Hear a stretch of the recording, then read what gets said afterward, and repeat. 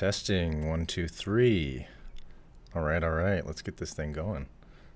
What's up, guys? One sec.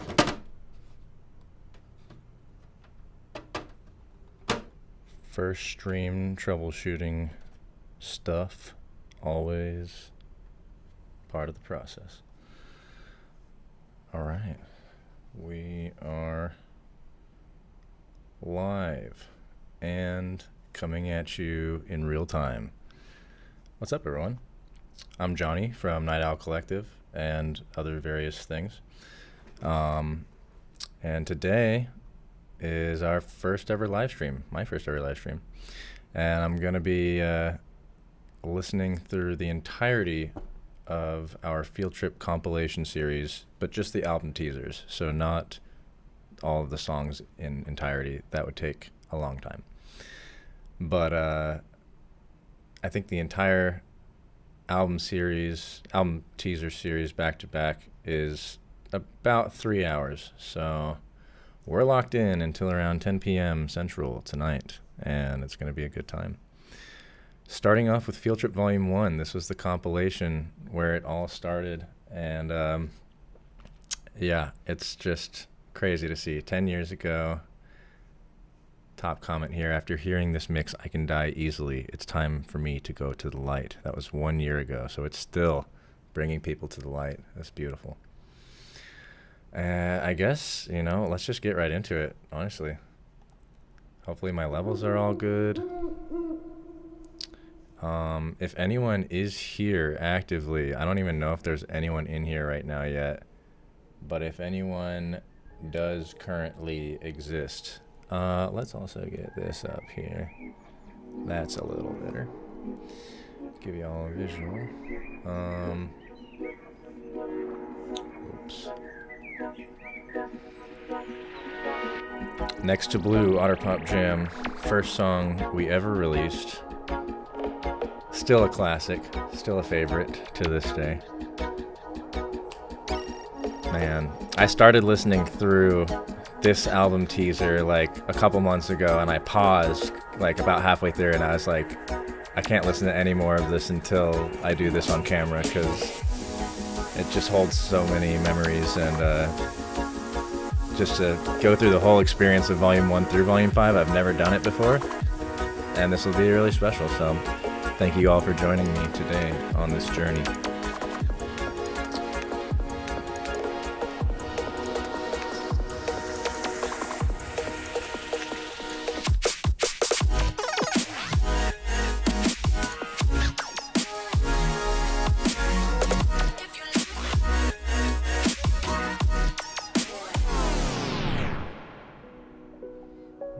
Jade Cicada, my boy, he's playing in Austin soon, here locally, at a huge amphitheater with Of the Trees and Mr. Bill. I'm definitely going to be there. Skylar, if you hear this, expect me to hit you up about getting me in.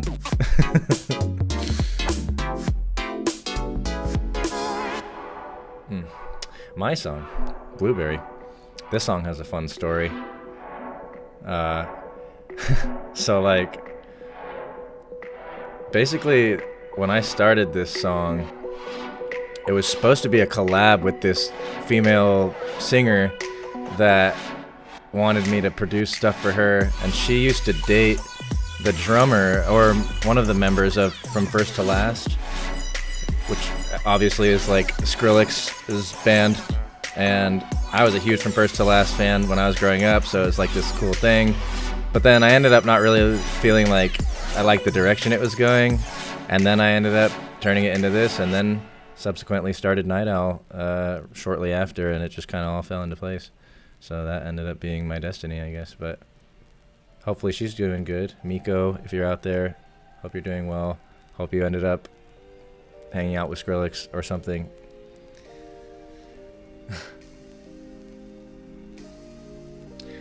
Yeah, right.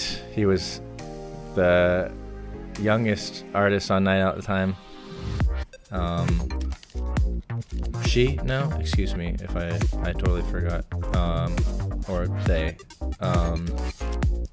basically are playing Formfest under their current alias Can of Bliss soon, very soon, unless it already happened, in Chicago with Direct and a couple other artists. Looked very sick. This song, still so good.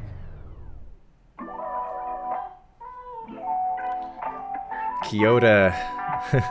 We finally got him back on Volume 5 this time around recently. But yeah, he hadn't released with us since this track here, Volume 1, Kahlua in My Cereal. There was a comment from Spire there. Hope Spire's doing well. Shout out Soda Island.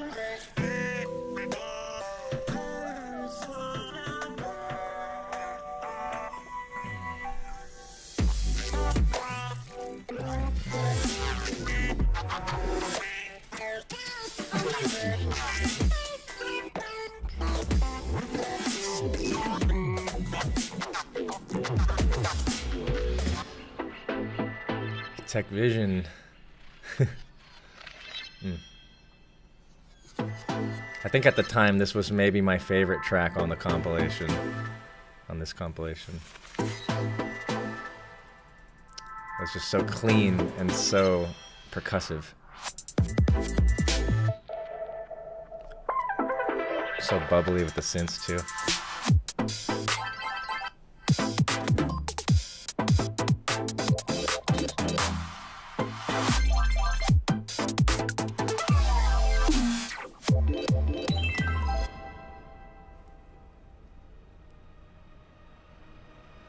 What is this song?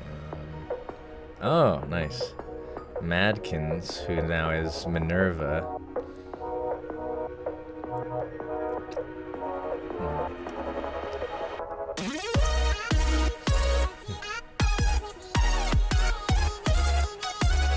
This song really captures that era so well of like the early Future Bass days. That was a special time.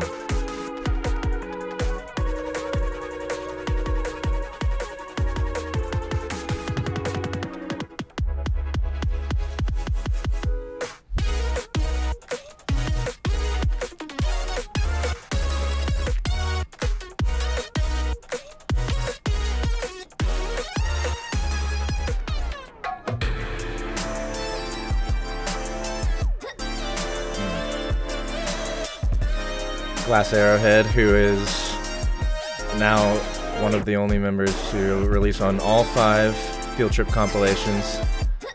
I knew when I first heard this song, he was like totally one of the guys.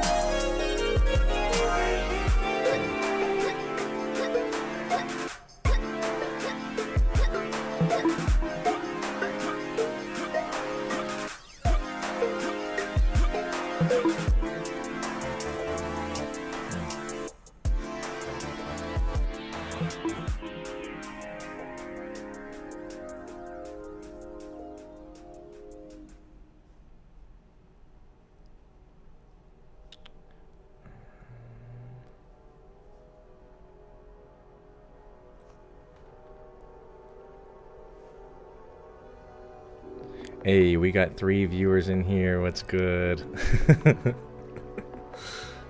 To anyone just joining, we are listening through all 5 Field Trip compilations, album teasers. And we're currently in the midst of Field Trip Volume 1, where it all started. This song is from Val, and really was like the next Haywire to be at the time.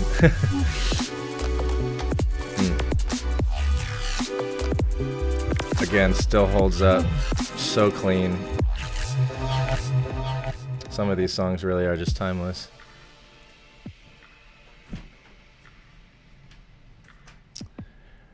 This is Hi Hello from Shannick, who is my roommate now. And we met through Night Owl and through the internet, and now we've been living together for like 7 years. He grew up in Houston, I grew up in Austin. And he's one of my best friends now. Shout out Shannick. I don't know if you're one of the viewers in here right now. But yeah, this as a fun fact situation. this was my dad's favorite song on this first compilation. And he ended up going on to live with my dad, which was a really funny situation. And I won't go into personal details on that. But anyways.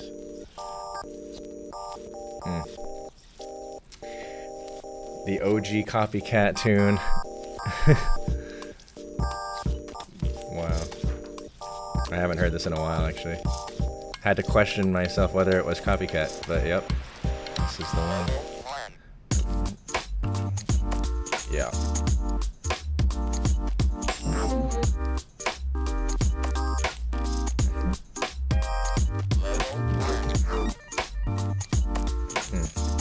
Yeah, this one holds up incredibly well.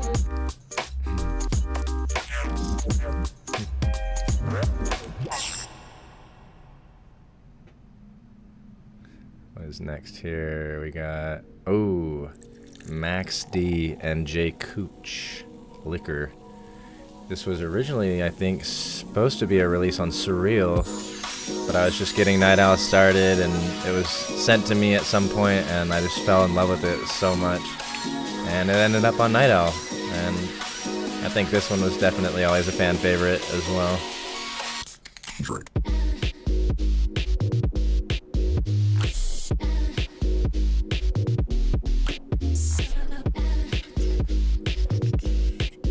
Such a nice layer of warm, fuzzy air on top of that synth.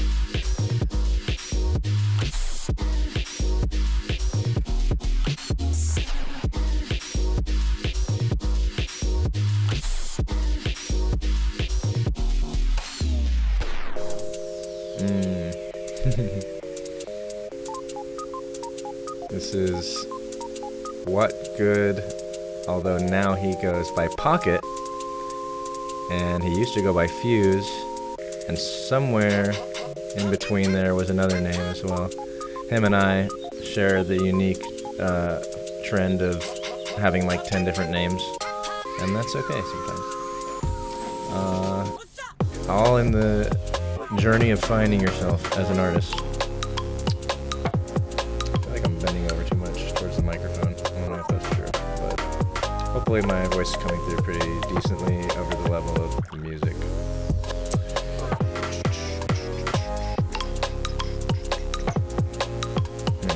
Yeah, this one is still so good. I got to hang out with him like last year, I think. He went on tour with Nero randomly. And yeah, that shit was fun.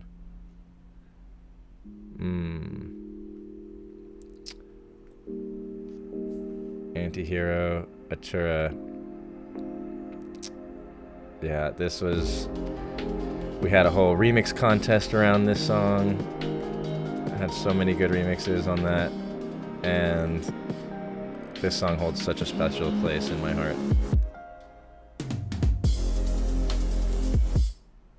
Atura have been killing it lately. We were supposed to hang out because my homie was throwing a festival in Austin and it got canceled, and it was very upsetting. And still hope we get to hang out at some point, someday. We will, for sure. Yeah, he just played, I think, Beyond Wonderland. Had like a really nice crowd, and he's just been touring and doing his thing. Love to see that. Infrared here. Haven't heard from him in quite a while, but man, this song always was such a deep, deep one.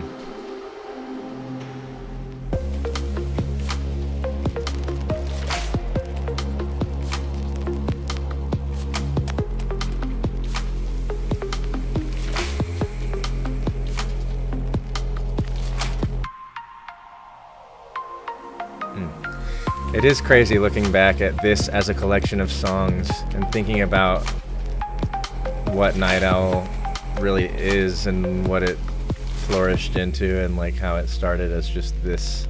This is really the core of where it all began. And it's surreal, honestly. Actually, it's Night Owl. Just kidding. That's a surreal reference. JTTR, Jitter.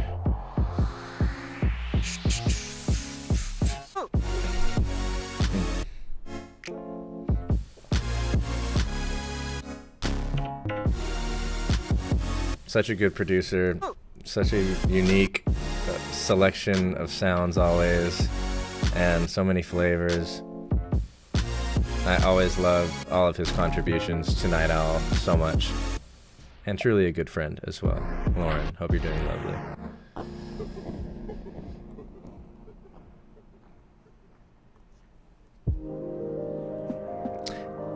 This song is a fluke. This song does not exist. This song never got released. It only exists in the album teaser. This is a song by Capture Light and was later replaced by a different song called Subaquatic, which is a great song. And this is a cool song too. I really like this one, but we switched it up, but we never replaced the audio in the teaser. So anyone who didn't know that, yeah, this is your exclusive little selection here to listen to of that song.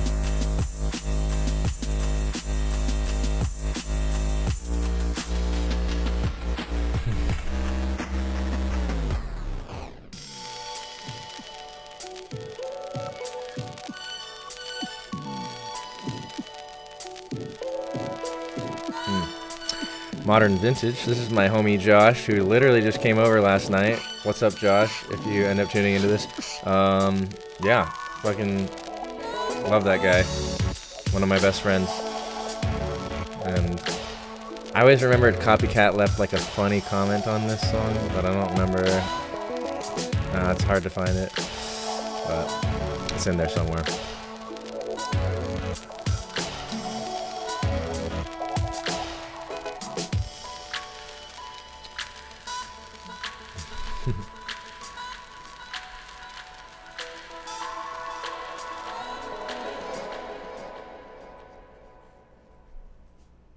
Where are we going next? Sad Sigh. Man.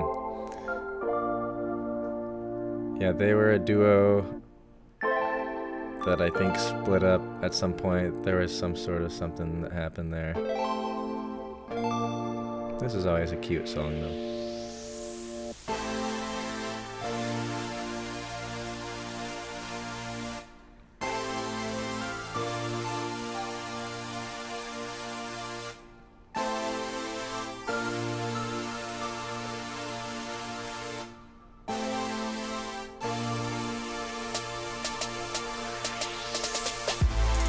Yeah, the more I review this album as a collection, I realize how bubbly and like light and lighthearted so much of this era was and sounded.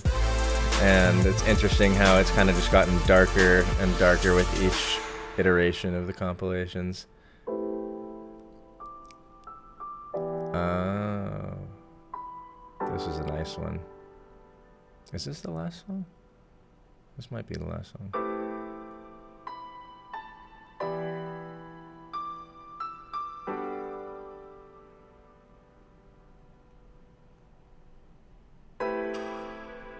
Let's see here.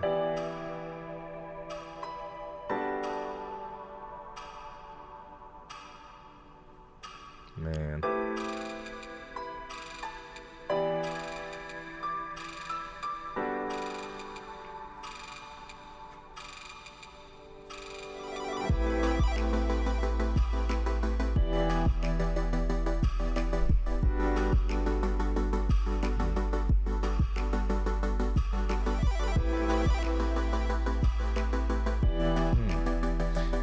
Yeah, this one is from Cubed, not to be confused with M Cubed or Stereo Cube, just Cubed, and I forgot how nice this song is actually.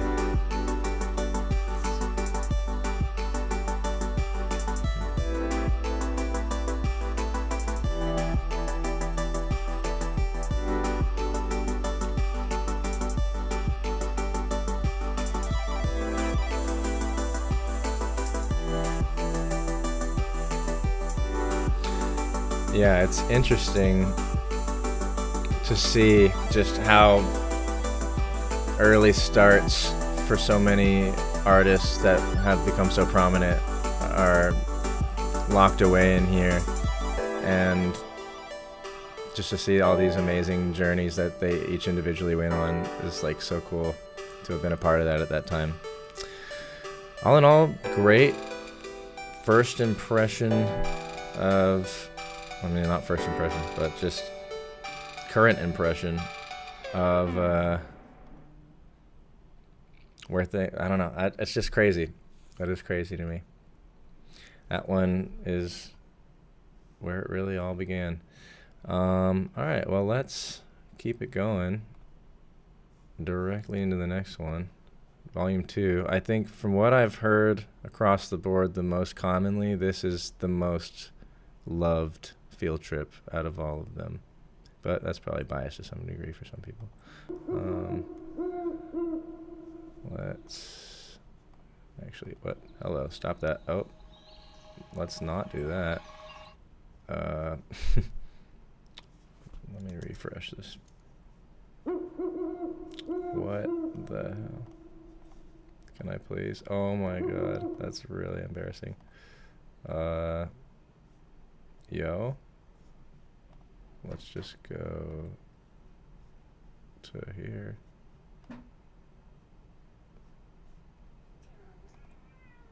Thank you. All right. One more time. Run it back. Uh-oh, we got a couple first-time chatters in here.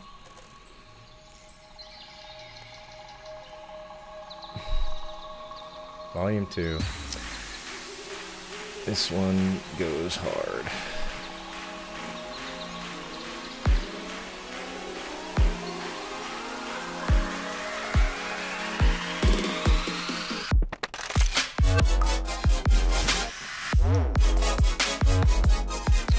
To me, this song has always felt like the Night Owl Collective theme song, just because it has the owl hoots in there. And it came out at a time that I feel like was like the defining time for Night Owl.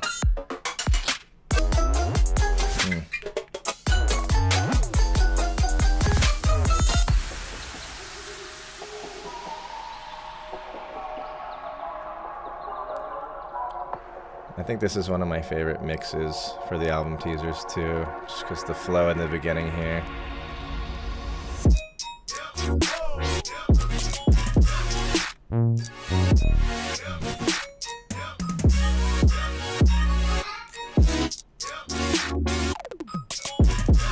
Xander. This dude went on to start producing for like huge artists.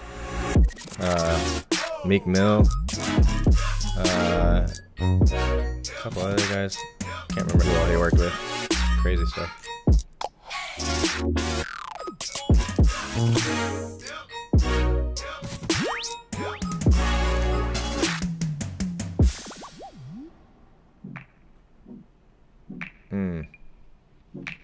Geotheory.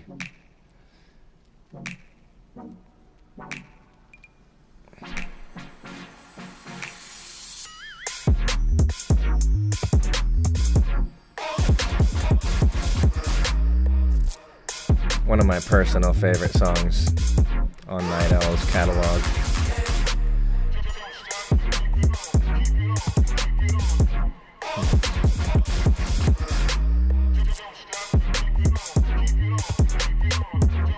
Peak Future era for sure. Ooh, yep. Where are we going? Where are we going? Oh, yeah. Another Jitter. This song is such a journey in itself. Highly recommend.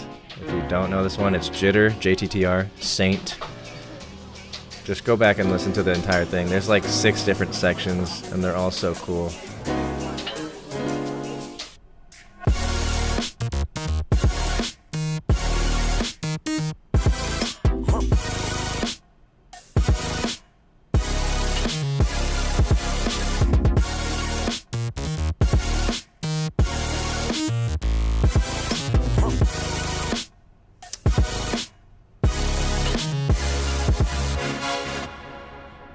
And then Bents. This dude is really good at playing bass guitar. He used to post little videos on Facebook where he'd just be jamming, fiddling away on his bass guitar, and it was always like super impressive. Hope he's doing it. I don't know if he still makes music.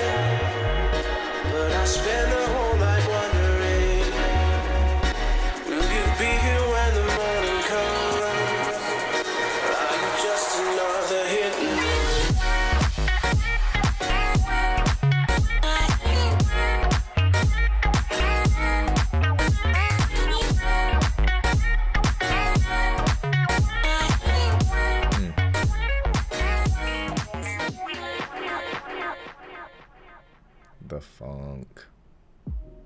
Got some real funky stuff in here. Oh yeah.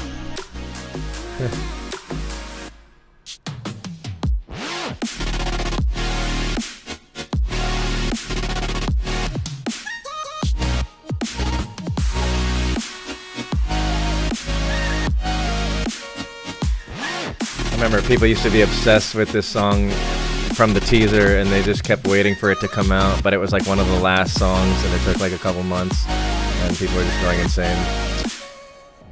All of his tracks are so good. That was Conane, but now he goes by Candid Oak, and he hasn't been releasing stuff too often ever, but when he does, I try to get it on Night Owl, because man. Ooh.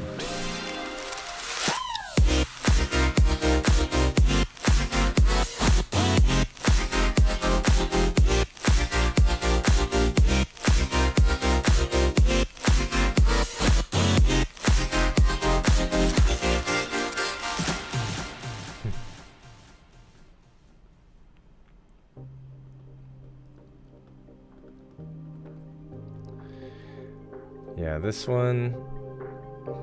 album teaser, definitely,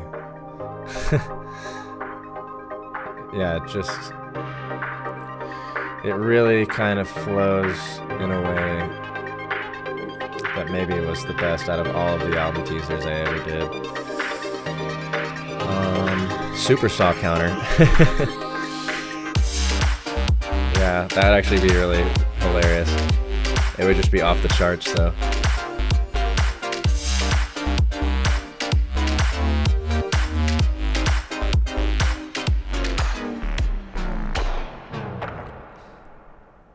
기억나?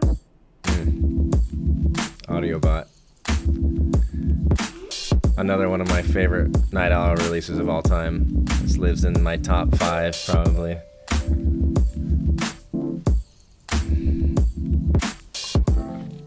Just so smooth, buttery.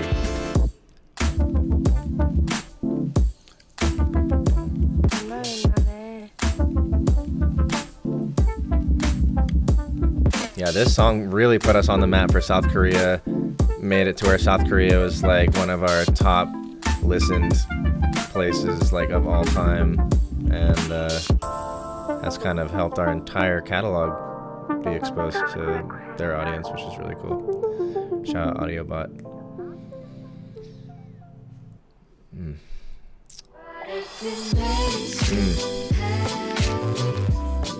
Eli Way.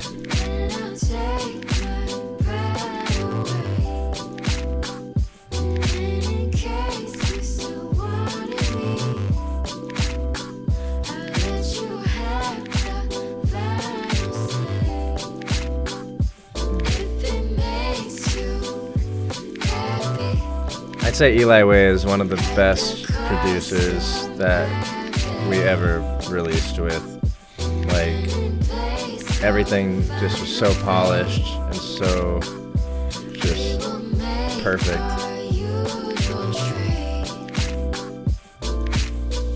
Always worked with a bunch of cool vocalists as well. Our first release with him and Rachel Marie was like a breakout hit, and yeah, every song that he's done with any vocalist always just is such a hit. This is 2 short songs from What Good, where he took 2 short ideas and mashed them together into one song. You can't really hear it in this teaser, but if you listen to the full song, you'll hear where it kind of breaks into the second half. All around, such a fun little jingle though. Oh wait, it does show, yeah. This is that second part. Okay. I was mistaken. Yeah, his drums are so good. He's released some new drum packs as Pocket, his current project. And man, highly recommend. Next to Blue, Oakhurst Lane. This is a really cool track.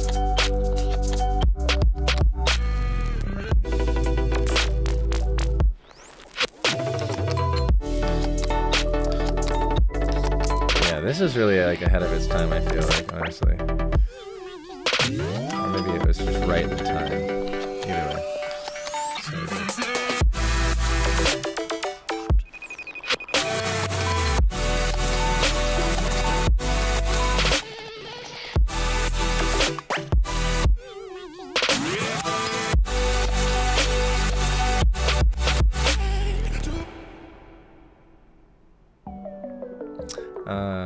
Shindig. Shindig is definitely one of the artists that people rave about the most from Night Owl. He's so elusive and man, yeah, he's got a hardcore underground dedicated fan base, that is for sure. For good reason.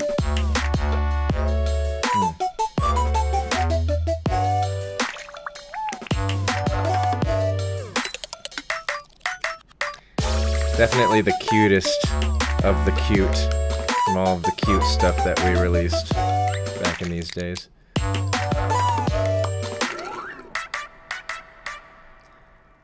think it was always interesting for me to try to balance like the cuter sounds with the kind of softer, jazzier stuff, and then like the heavy, kind of darker stuff. Like, I don't know, it all somehow made sense together, even if it shouldn't have. Or at least it made sense to me.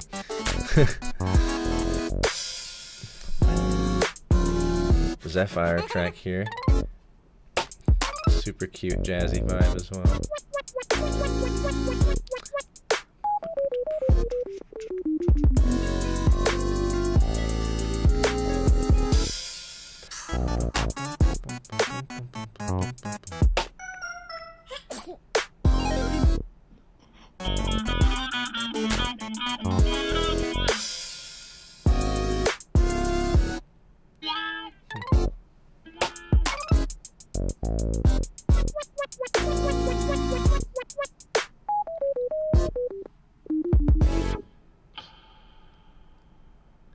Alright, what's next? That's Liar.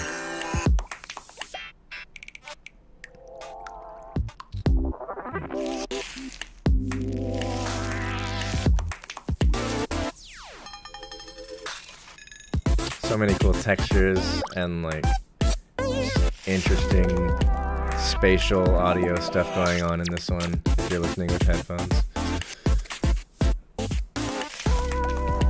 Yeah, he's an incredible producer as well. Went on to make a bunch of like really huge sample packs. I feel like that his samples have been used in like some major songs. It's pretty incredible.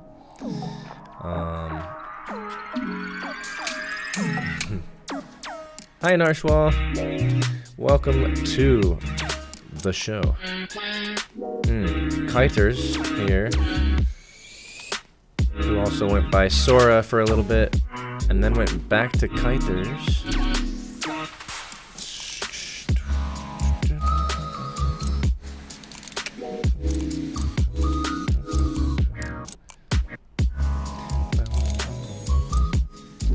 Yeah, a lot of memories from this album. Truly a nostalgic one. Show my wet pants. That would be illegal. But they are wet. I feel like I could keep talking into the mic instead of talking into the camera. The camera is over here and the mic is over here. I'll have to get used to that. I'll move this a little bit. Mindex here, a very good friend and local Austinite.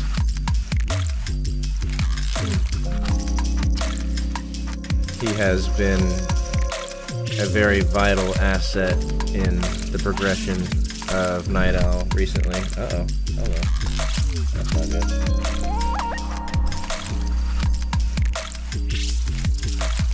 There we go. Yeah. Incredible producer, incredible mixing and mastering engineer, and all-around incredible guy. If you ever get a chance to see him perform, highly recommend. His live sets are incredible as well. Alright, what do we got next? Oh, Woosta, younger brother of Herzaloid.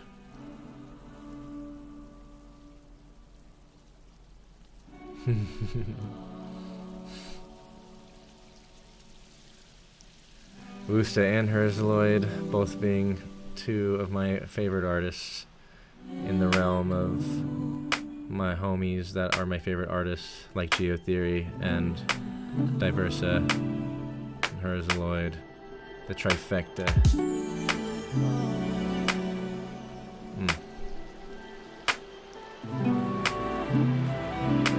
Yeah, I always love when Woosta plays guitar in his tracks.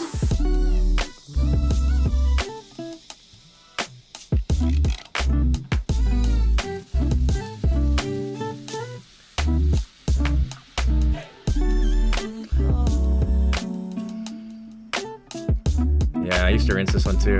Honestly, I'm gonna start rinsing this one again. I forgot how much I love this song. It's a good one to just throw on repeat. Just vibe. Hey, Modern Vintage again, Josh, my boy.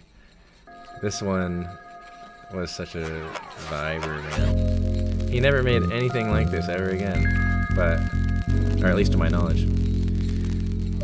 Hopefully, someday he'll get back to the vibes.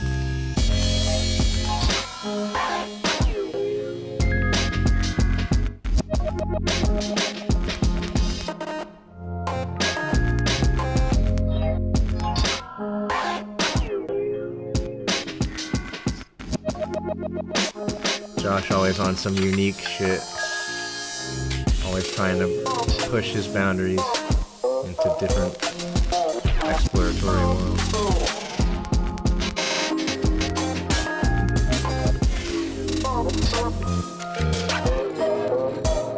He was showing me last night some of his new unreleased stuff, and got some bangers for sure. Be on the lookout. He goes by A7 Ohm now.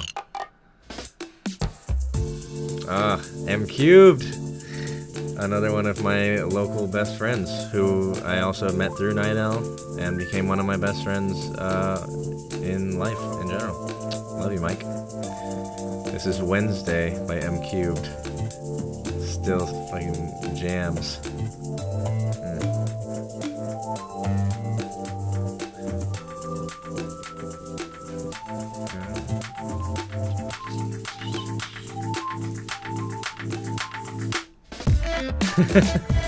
Nice.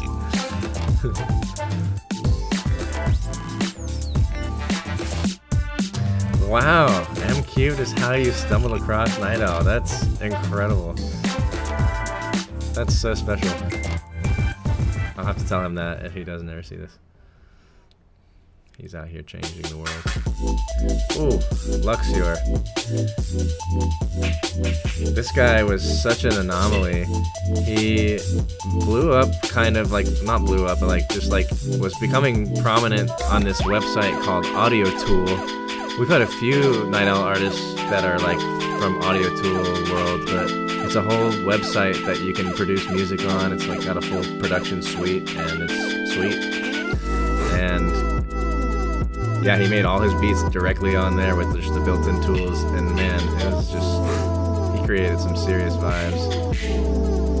Hope he's doing well.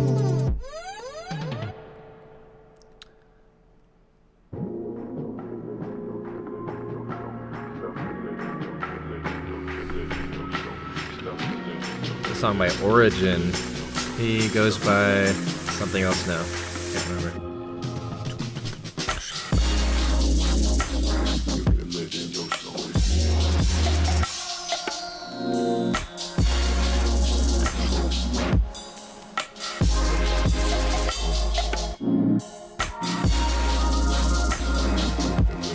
one always had such an organic feel to me. It just feels so alive. Ooh, another sample pack. That is true. That is true. We will look into that very much soon. I haven't started working on any sample packs for Night Owl yet, I will say. But I'm gonna get everyone together who wants to be on it, and we're gonna... Oh, a few peeps in the staff chat. Heyo. Let's go. This is me. I was like, what? I know this song. Some old Johnny Hash vibes. Man, I started this song in like 2013 or something. 2014 maybe. I think it was like 2013. Wow. Yeah, Glitch Hop days. This song went through so many transformations. I had like 3 like completely different versions of it, and I'm really happy with how it ended out, honestly. It's just what it meant to be. Herder.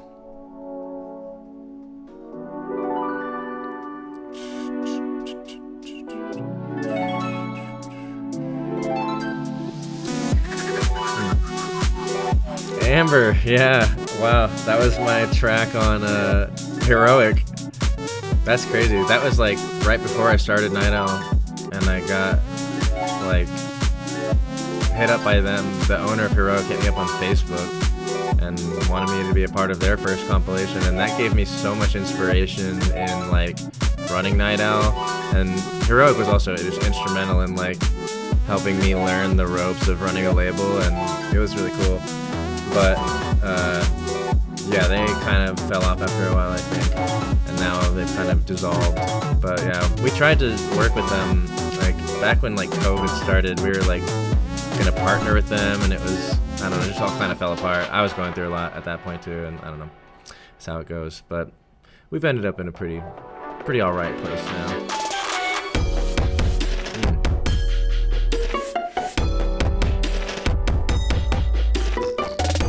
Miles Jaeger on this one.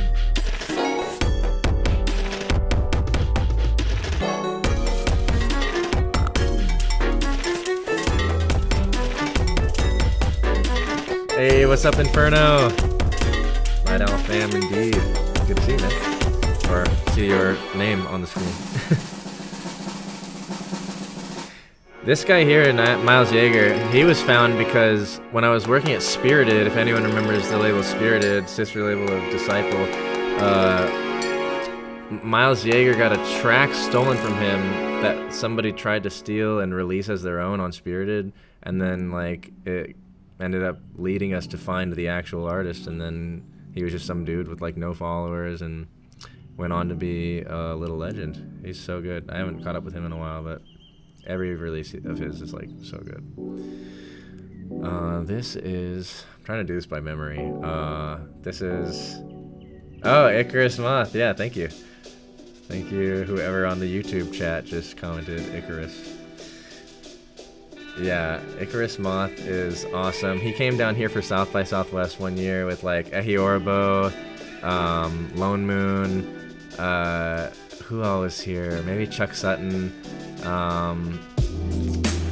And oh man, we had a whole squad here, but like he made spaghetti burgers. I'll never forget that. Like we had burgers with spaghetti on them, and he cooked them up. I think there's a video somewhere floating around of us like doing a food review. Man, I would love to find that. I'm going to hit him up. I was just stopping by real quick to see if you had heard of this Night Owl Collective. That's my voice. Scrolling through the oh, this person found Night Owl through Icarus Moth. Wow, what are the chances? The beats Oh, that's crazy. The bass was coming. Yeah, this is my voice sampled in the Copycat track. I had just sent him this voice message, which actually, if you listen throughout Copycat's catalog of tracks, you can find a lot of my voice just sprinkled throughout random voice messages that we have sent each other over the years. A lot of lore in there. Got to hear this ravishing beat. Iconic, all-time favorite.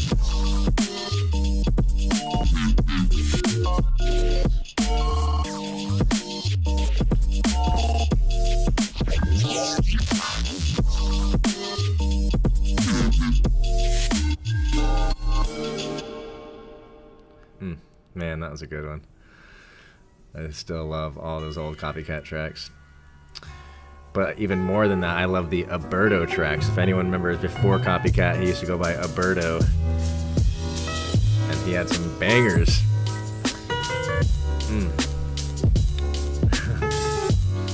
Acryl, man. This ended up blowing up.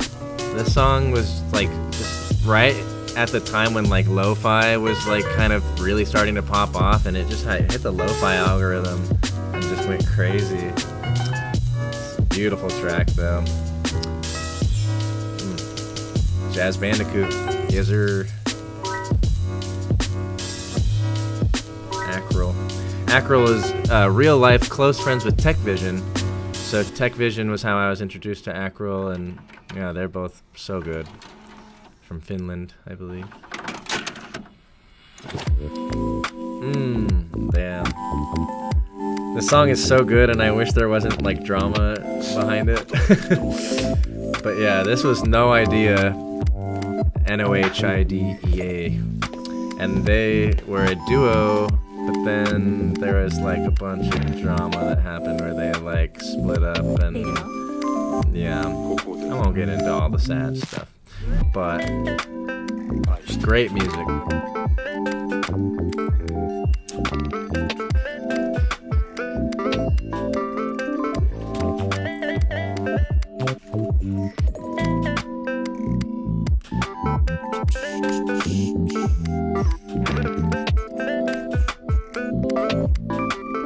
Man, yeah, this song does take me back to a time. It really has a feeling to it that I love.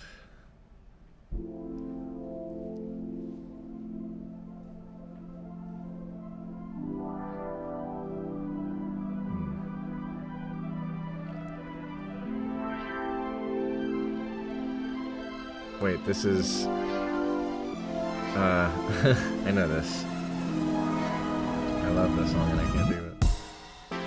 Oh, it's Glass Arrowhead. Hell yeah.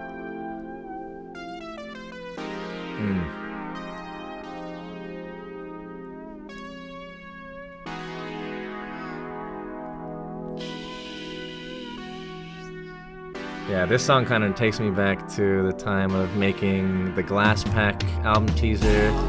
We released a Glass Arrowhead sample pack. I don't remember if it was free. It might have been free.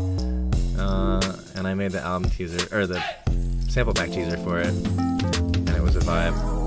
Just getting to play with his sounds. He always has such a nice, like, nostalgic vibe to his sound.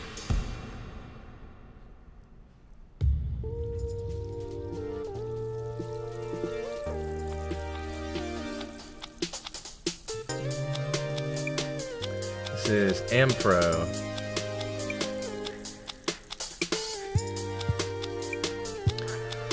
Yeah, he, I think, is still, like, technically the lead admin in our Discord.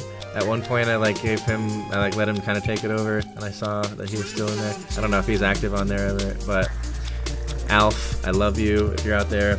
He's turned into like a content creator, family man now, he's from Norway, and I've been seeing his content, and I think he's been doing some acting as well, and just like some really cool projects. But yeah, incredible bass player also, and incredible human being, just in general.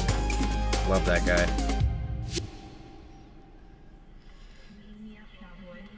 Yeah. We got Shannick in the chat right now, live here, coming at you in real time, and also like 20 feet away from me in his bedroom.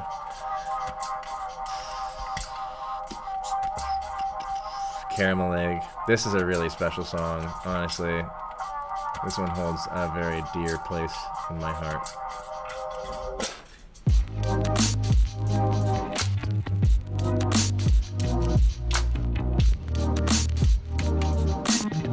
I always love that bass run.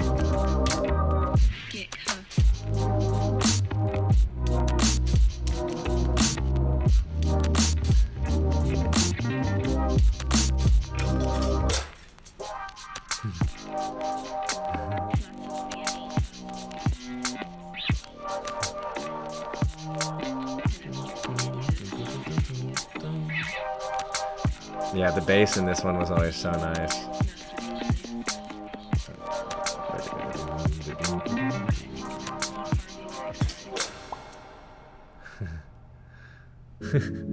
True. Uh-oh.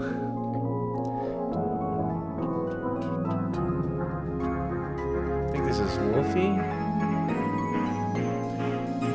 Yes, buy the albums.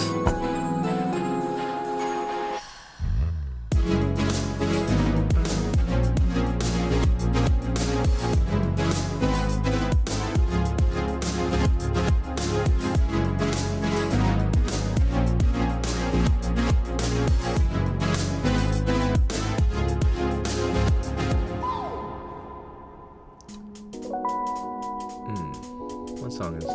Is this Smigonaut, maybe?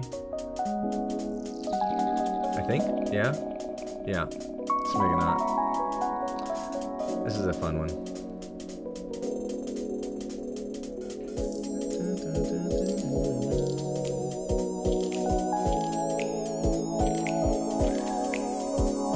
Yeah. Good friend Smigonaut. Talked to him about being on Field Trip Volume 5, but we'll get him on something soon, for sure. We'll get him back.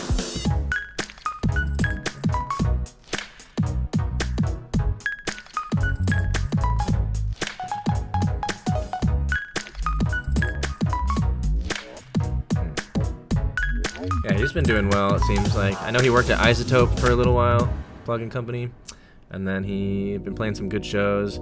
Started a collab duo project called Gunk with some really funky stuff, kind of Jade Cicada-esque, and yeah, very cool, worth checking out. Highly recommend. This is Kyok.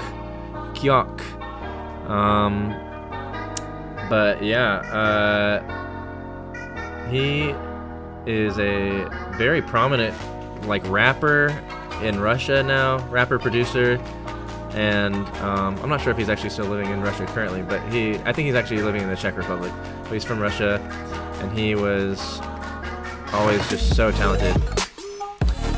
The first single we ever put out was Atari Wave, which was by him right after Field Trip Volume 1, and that's maybe one of my other top 5 favorite Night Owl songs of all time. He was 14 when he produced Atari Wave. I named that song, actually. It was originally going to be named Kawaii Wave, and I helped him decide on Atari Wave instead because I felt like that was more fitting, and we both agreed that it was much better. And then yeah, I made the art for that one as well. That was a fun time, trying to wear all the hats. Oh, this is such a good song. This is Atura, Moondream. Again, Atura, been killing it recently.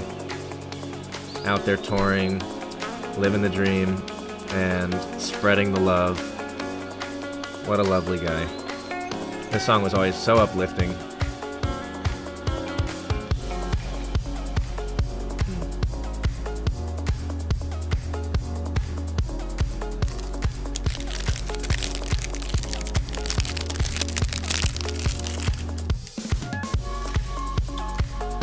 Gotta have your Nutri-Green.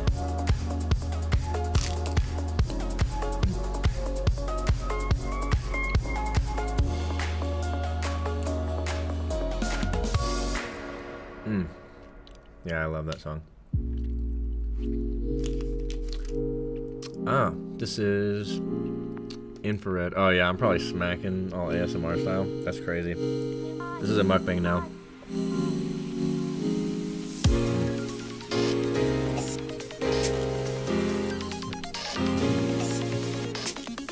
I don't myself talking about my eating.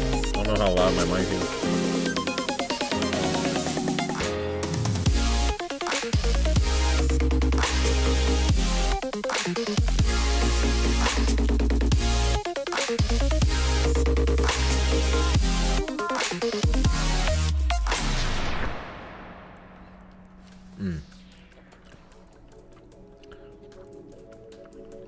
This is Capture Light. The other Abe. We have Shannick Abe and we have Capture Light Abe. Those are the two Abes for anyone that's not aware of the Abe situation. The Abe situation is crazy.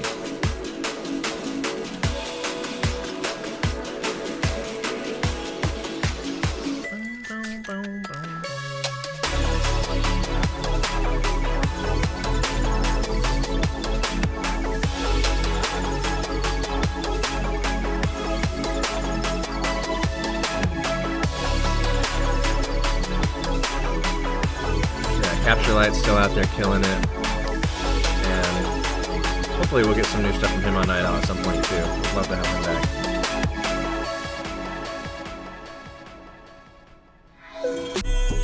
Hey.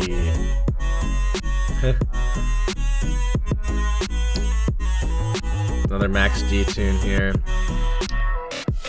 This one always had a funny sound in the drop. I don't think it plays in this teaser though. It was a very yoy type sound. Big yoy.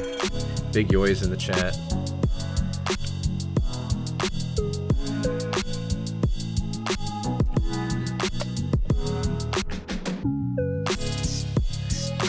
I got to hang out with him. So he started a project that's like more indie pop, Maxime, M-A-X-I-M-E, and just really blew up in that project. And he came and played at South by Southwest here in Austin like last year or something. I think that was last year. I got to meet him and we hung out for the first time. He came down from Canada with his manager, Adrian Berger, who's also an awesome guy. And I really enjoyed hanging out with him. And his set was really good. Yeah, is this Stereo Cube? Yeah, Stereo Cube, who's Jemmy now. He is blown up as well in the UK, like house and garage scene. His stuff's so good.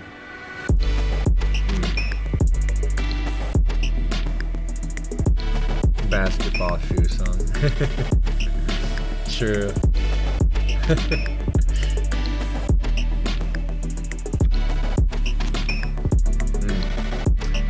Man, yeah. He always had such good vocal chops.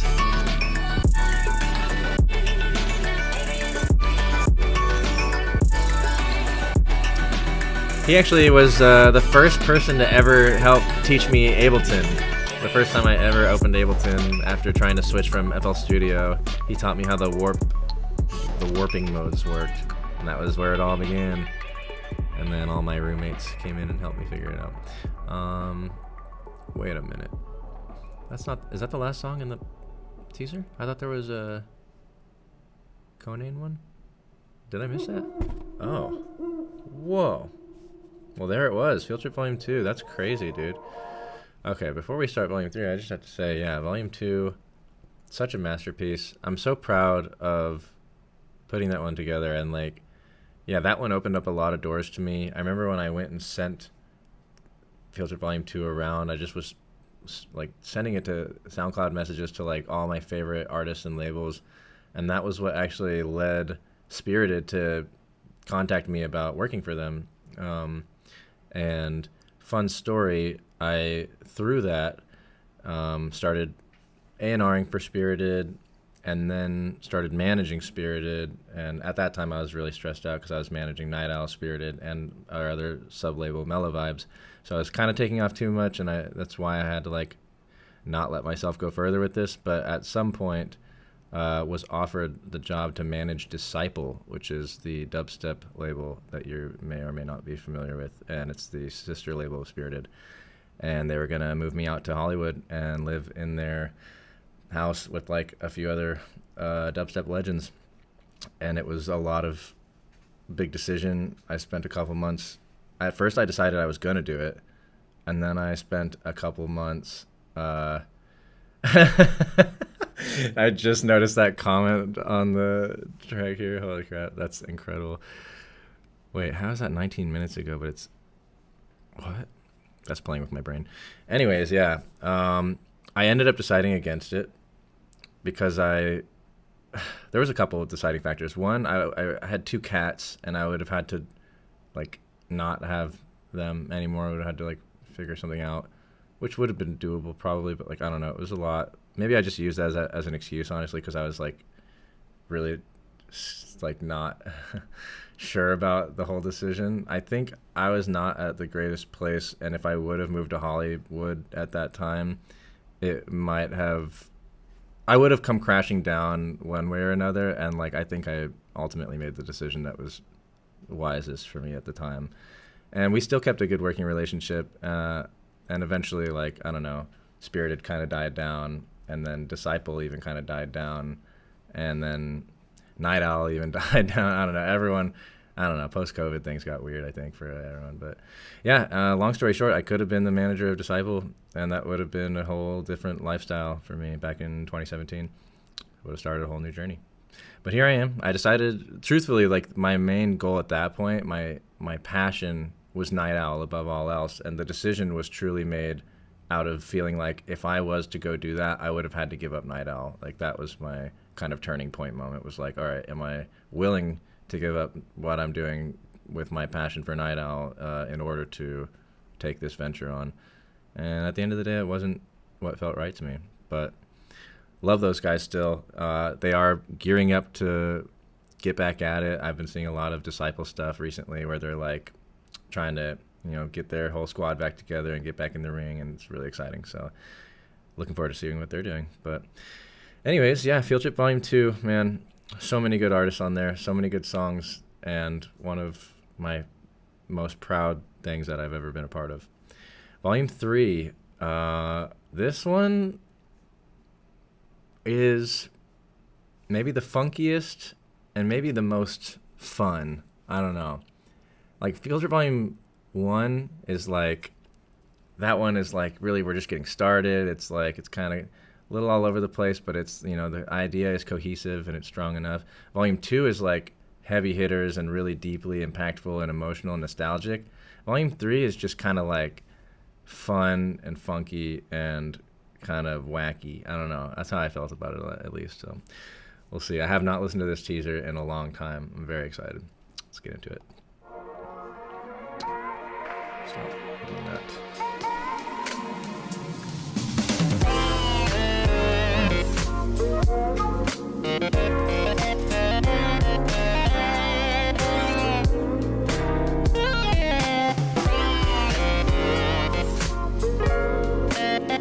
Synergy sound, man. Echo map now. Ugh, that song is so good.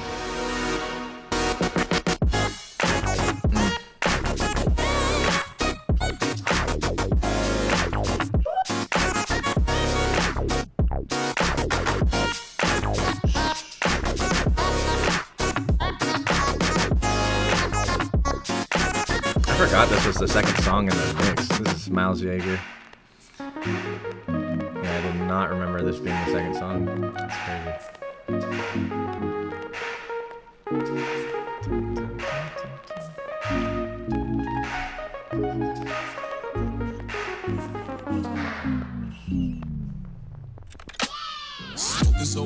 Yeah. We got Lone Moon. Well, who came after Lone Moon and Mila on this one?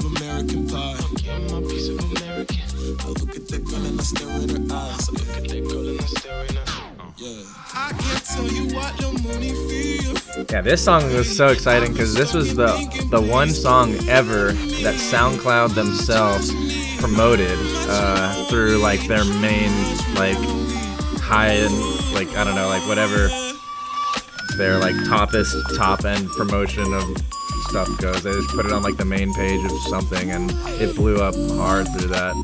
It was really cool.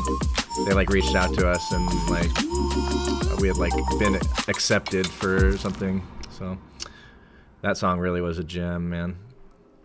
I'm gonna have to go back and re-listen to that whole song soon. Ooh, something.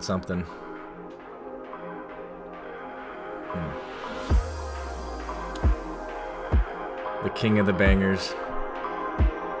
He's been killing it.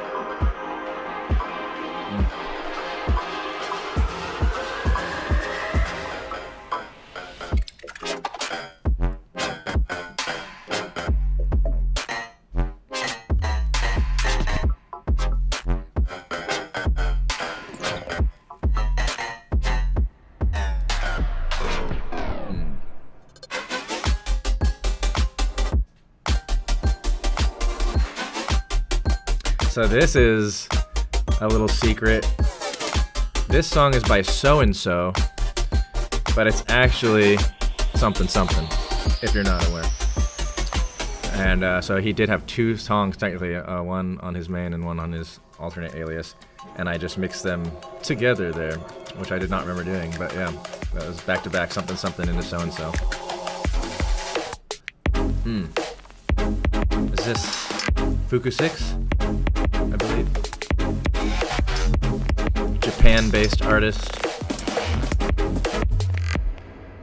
At least I used to play that song out all my sets. Hey! Hey, nice fan from Japan. Welcome. On the YouTube chat. Yeah, this is the iconic Copycat track that I think most people would think of when they think of Copycat on Night Owl. Maybe, I don't know. He's got a lot of big Night Owl tunes. But that one's the one.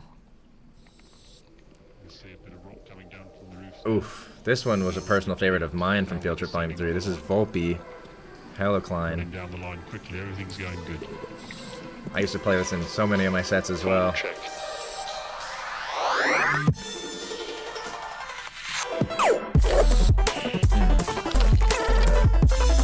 Such sick arpeggios.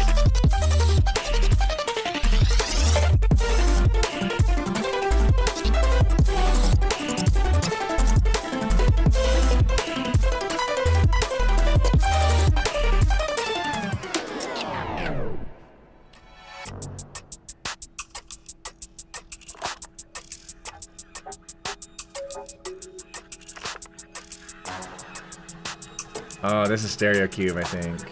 Right? Yeah.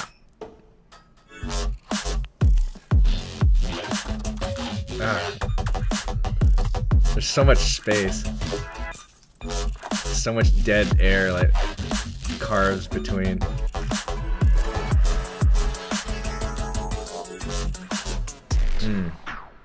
Man, that's nice.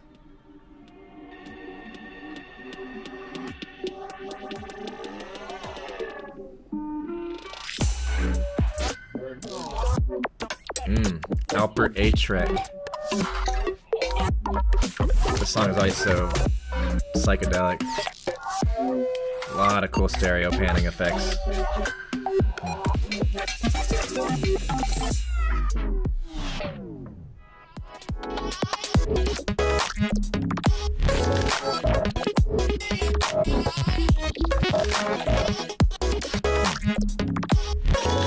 This is... Oh yeah, this is a Mr. Bill remix of Culprit. Releasing this was like a major moment. Culprit is like one of my earliest inspirations of all time, and Mr. Bill also one of my biggest inspirations and pretty early inspiration. Culprit dates back like really early for me, but Mr. Bill and Culprit both legends, so that was a big moment for me for sure.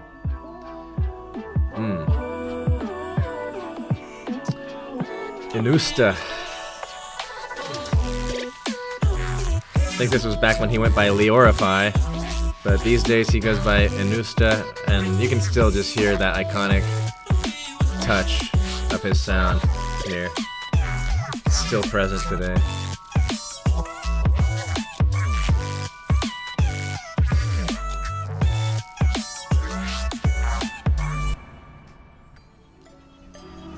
All the fucks again, I threw it out the window. Got Xander and Malik Elijah. To be a, that is why they wins low. I'ma do me, regardless of the tempo. You got your opinions on my moves, but the fucks I give is 0.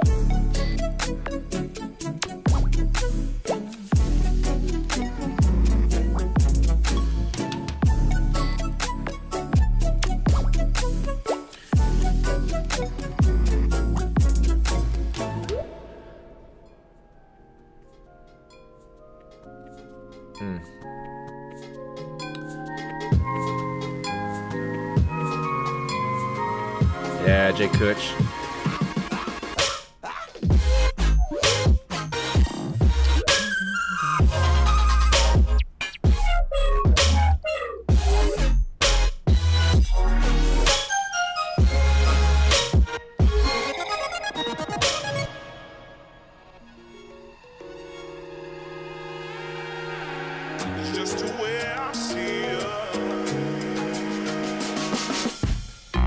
Ronane.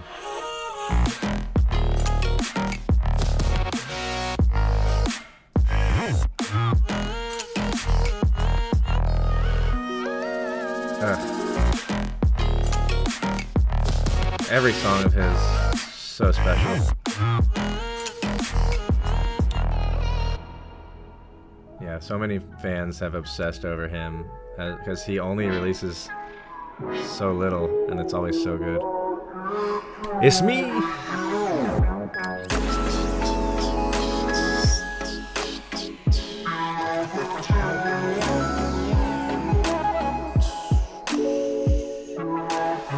It's definitely one of the vibiest songs I ever made. I was just kind of exploring at that point. Seeing where it went. It's a special one.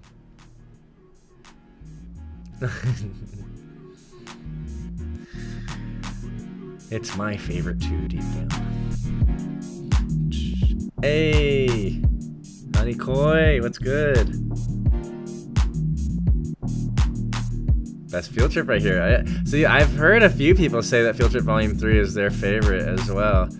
And I actually really find that interesting. I love Volume 3. Don't get me wrong. It has some of my favorite releases on there. I don't know. It's hard to say if I really had to choose a favorite out of all 5. Maybe at the end of this, I'll determine. I'll make my decision.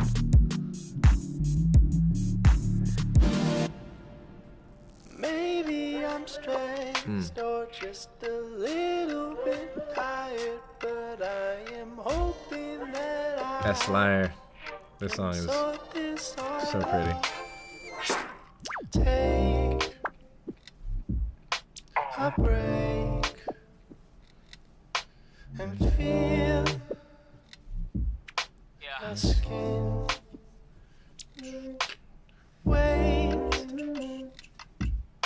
don't go. Stay. We're gonna get him back on Night Owl for sure. He sent me something that was a potential demo for Volume 5, and it was really cool. It just wasn't quite the right vibe, but it was really cool. He's got some cool stuff behind the scenes. Oh, what is this? Is this...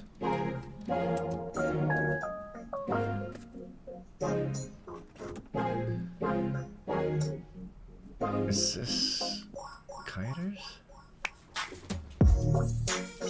No, this is Wisp. Right? Hey, Wisp and Bearable? Dusk? I think this is what that is. If so, shout out Wisp and Bearable, both great artists.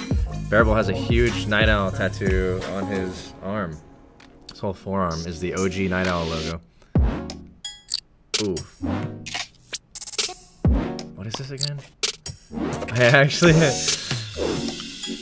can't remember. It's Ike, I think. Yeah.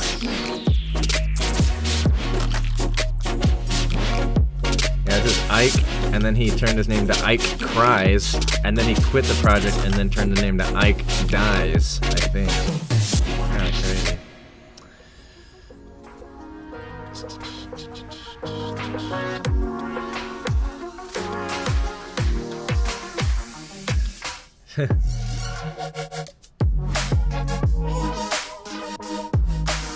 Is this Kiters? I think this is Kiters.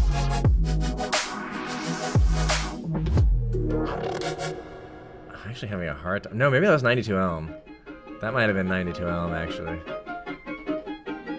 This is Summit for sure. I just caught up with Summit the other day. Love Summit so much. Yeah, 8 years since Volume 3. It's kind of scary. The time flies.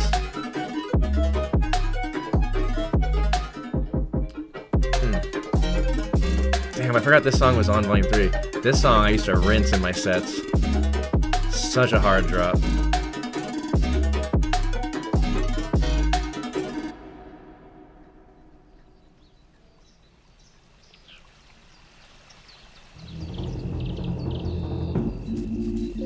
Oh, this one's cute. Momu.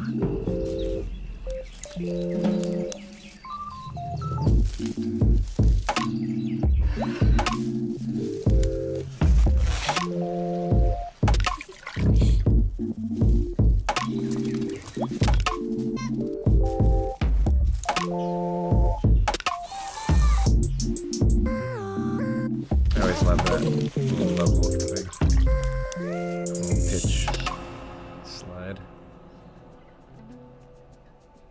This sounds like Woosta.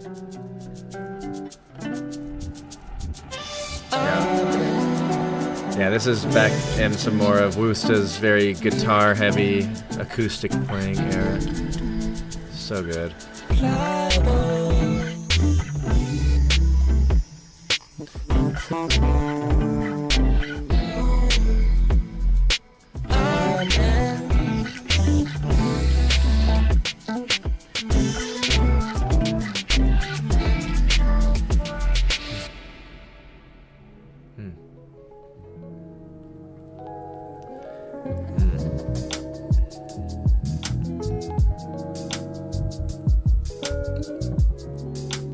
This is this?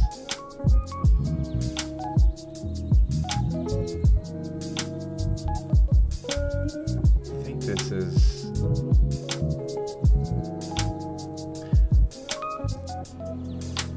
I know the song and I genuinely can't remember. Oh my god. Maybe Keto. Keto is who it was, I think.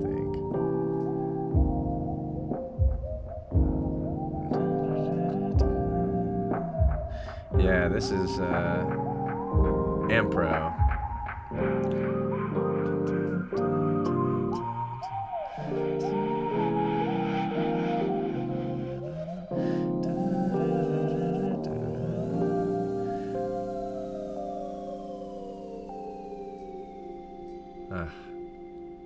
There was so much love put into these tracks, man.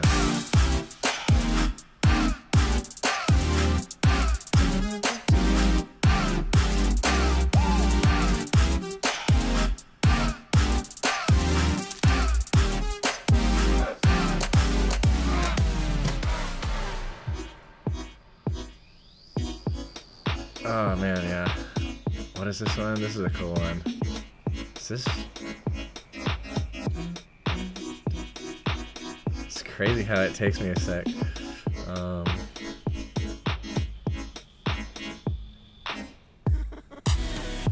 Oh, it's Jitter. Unmistakable.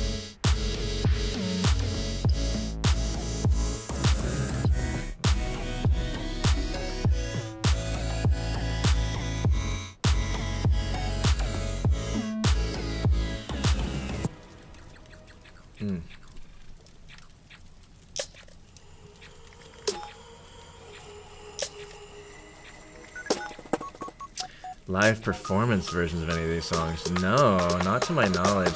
Well, maybe. Yeah, I can't think of any off the top, except for there was one by Synergy Sound and Rabid Zen, but I don't think it's on this album. I think it's on... Actually, it might have been a single. It might have been a single. Yeah, this is Underscores. Dude, this is crazy. Underscores is blowing up so hard now, and yeah, this was like at such an exciting time, like so early on. I just saw this video from Eric Andre that we just reposted on the Night Owl Collective Instagram, where he's like reviewing the new Underscores album, and it's like Eric Andre is like absolute legend, and so it just feels crazy to see all those worlds like tie in together.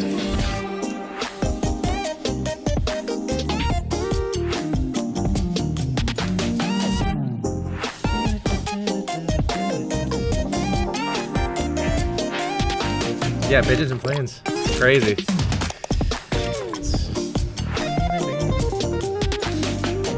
Yeah, this is Twitty, maybe, and, oh no, wait, that was maybe, no, this is the Twitty one, I think. No, I can't even remember now. Oh my god. Yeah, that last one was definitely not. That was Noise Cat.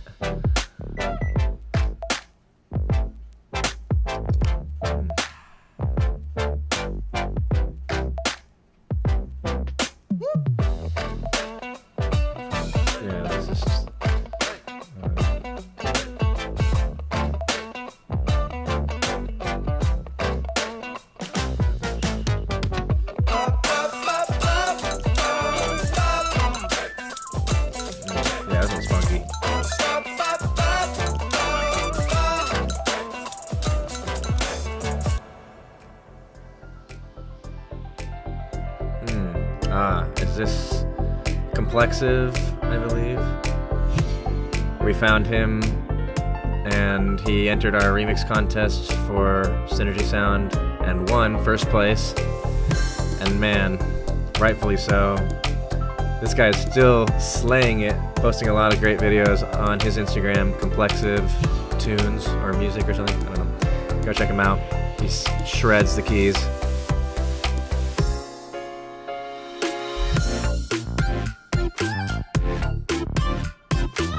Very Wii Sports.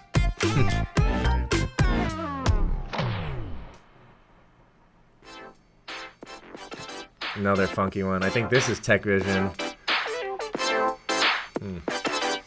I remember the first time I heard this, I was like, what?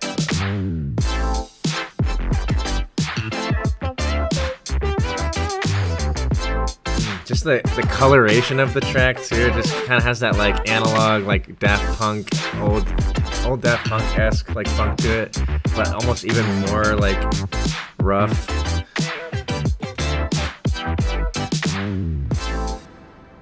Oh, a game called Go-Go Town with many NOC tracks. I actually don't know about that one. I do know Melatonin. We licensed those tracks from Melatonin. That's crazy though. I'm gonna have to look into Go-Go Town. Very curious. Oh, this song, Deluge by Cole Sipe and Fridge. Love both of those guys. This song was one that I used to listen to a lot on repeat. It's just so vibey.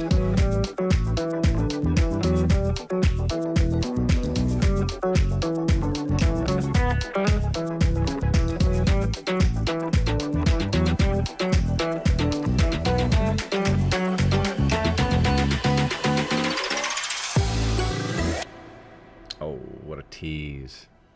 That was my bad. Past me just cucked future me.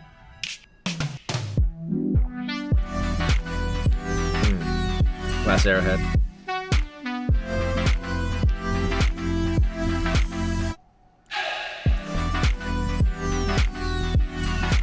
Hotel Jacuzzi was the title of this song, and I always really liked that. Always gives me the Hotel Jacuzzi vibe. Oh, this sounds like Geotheory.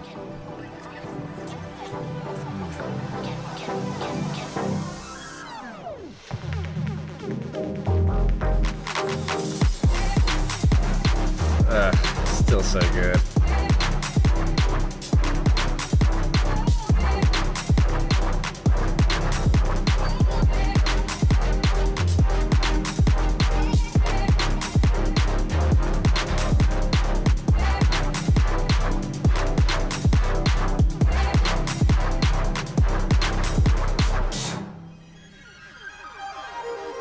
Earth.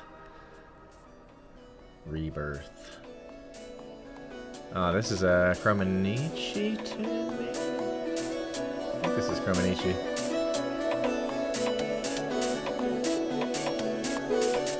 Yeah. That Nietzsche bounce. He's been doing so good. He's been posting a lot. I'm so proud of him. He's been just always releasing the best stuff.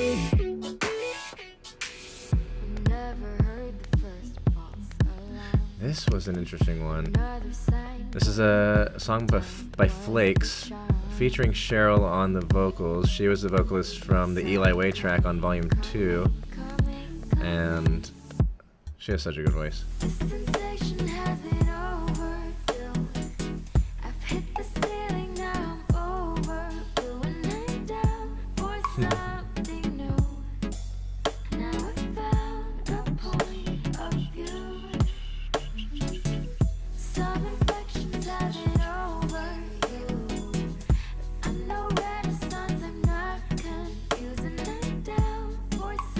Yeah, it was really cool just working with so many artists on these compilations and giving a chance to like so many different types of artists from different walks of life to like be a part of something like this. Like that was just such a special experience. Ooh, Harry Griffiths. Harry Griffiths released a song that was not a Night Owl release. It's called Percy's Independence, and It's a song that I have listened to like thousands of times. It reminds me a little bit of this one. It's easily just repeatable over and over again, very droning and kind of hypnotic. Really good for just listening to the background sound of it while you're like doing something else.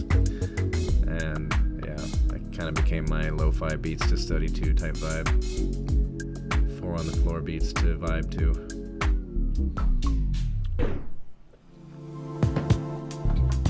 Ooh, Primate. Dude. Primate, drum and bass artist from UK. And always flexing on his drums. So many good drum flexes. He's released a few great sample packs as well. Highly recommend. Iconically dreamy sound. Very UK influence. But honestly, yeah. Just the whole vibe.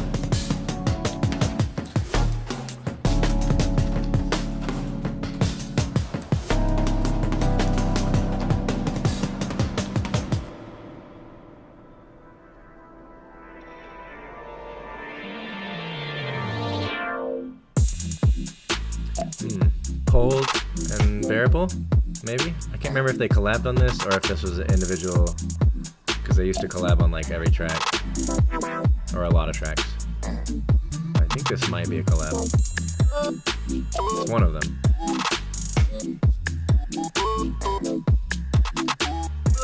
I always found it interesting because they were close friends, but they made such similar styles, but still unique at the same time.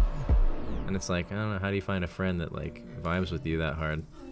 Just a match made in heaven. Is this...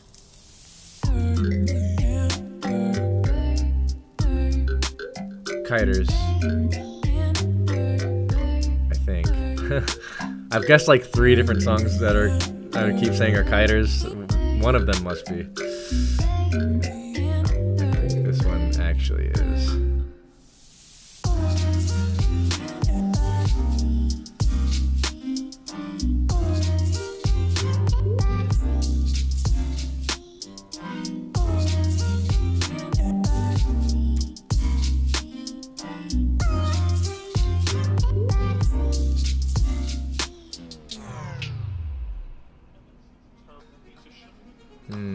This is Elza? Yeah. Elzo. Snakes and Ladders. He's also been doing well. I've been seeing him post some really cool stuff recently.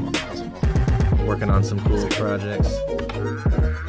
I love to see any of these artists that are still active in this day and age, still doing their thing and pursuing forward as we traverse the ever-changing new music industry.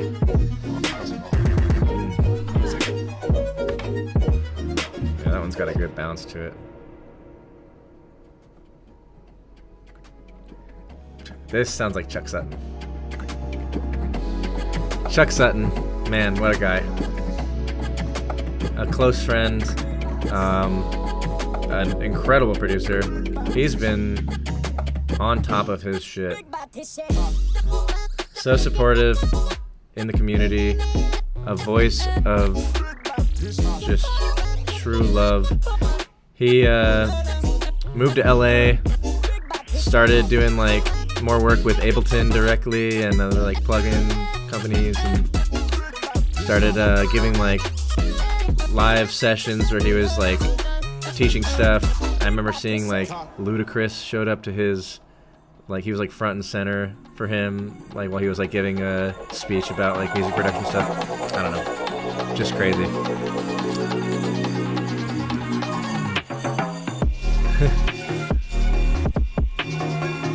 He's actually saying Chuck Sutton in the song. That's crazy. I'm gonna have to go back and listen to that. Yeah, I think this is Knapsack. I think this song got replaced, maybe. Also, this might have been another song that got replaced with a different song on the actual album.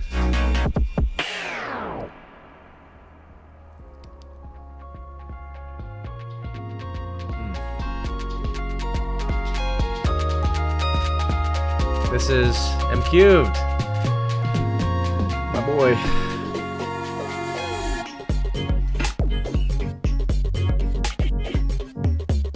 Mike, if you're listening, you gotta make more stuff like this someday. So cool. Oh, Knapsack canceled. That sucks. Yeah, I would love to see Knapsack sometime.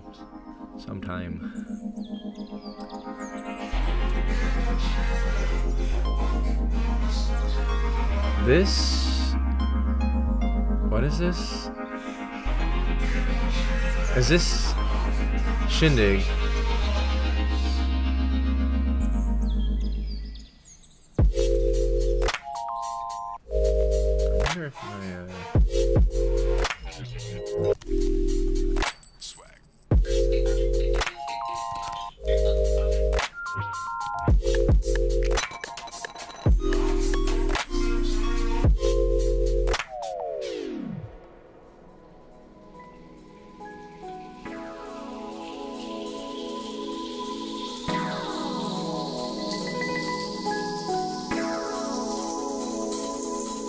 Nice.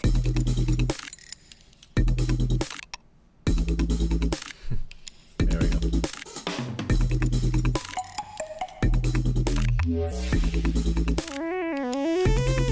Well done. I love this song. And it is...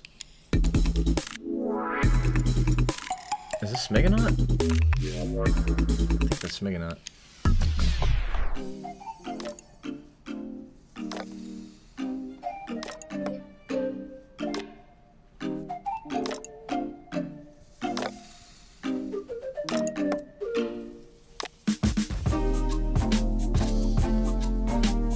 This was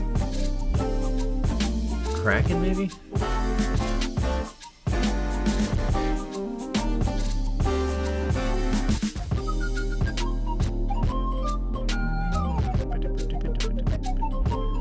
On some like pirate vibes. Like if pirates were like really cute. Arg, ooh. I debated in my head for like 2 seconds about it. I was gonna say that and I regretted it immediately. I'm really sorry. Alright, anyways. Oh, this is such an airy, uplifting one. Yeah, there was a whole meme about this where everyone kept commenting, "Where's Street Lamp?" The song is called Street Lamp by Asymmetric. And I don't remember why the whole meme happened. But everyone said, "Where's Street Lamp?" That's what they said.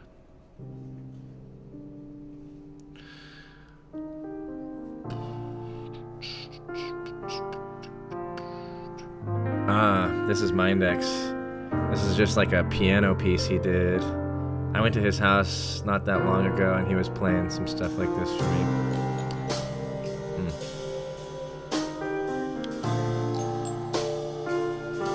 Yeah, this was such a good outro for this album. I remember right when I heard it, I was like, this is gonna be the outro for sure.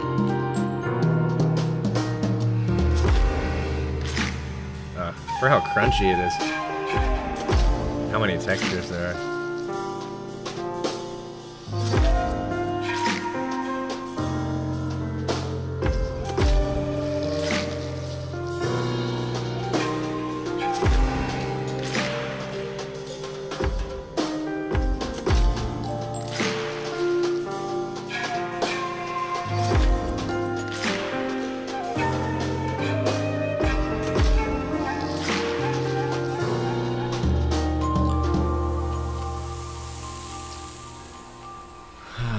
Wow.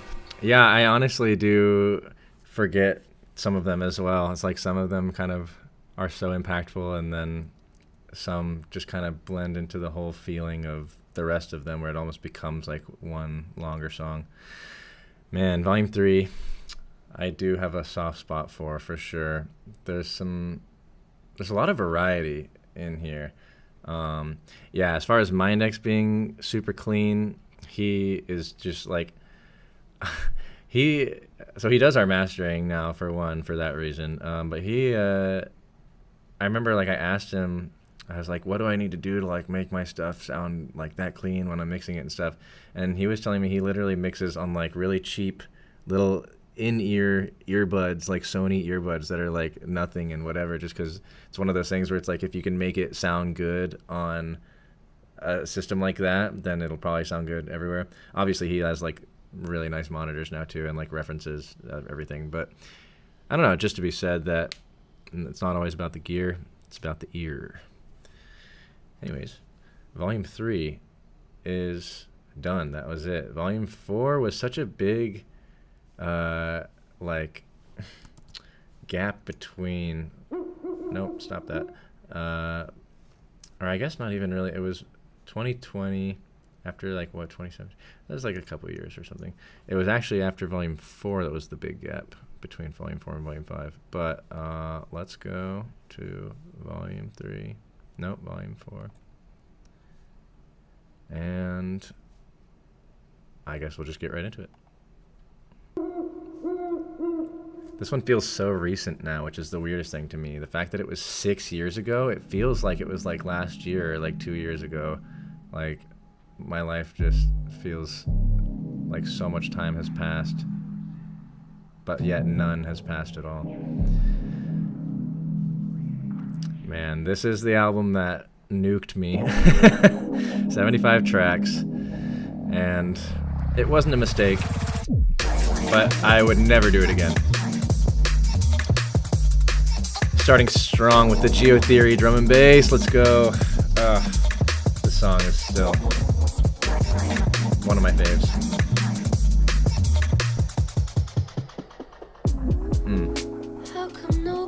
I worked really hard on the transitions between each of these songs when I was putting this mix together, and I was really proud of that first transition. I do like multiple effects to get it that way.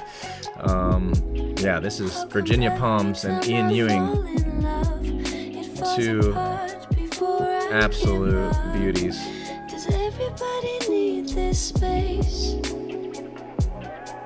Love them both.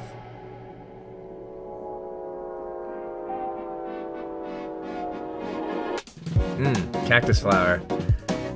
Man, I remember first hearing this and being like, this is like the new Tennyson. Like, Cactus Flower is taking over, Tennyson is done.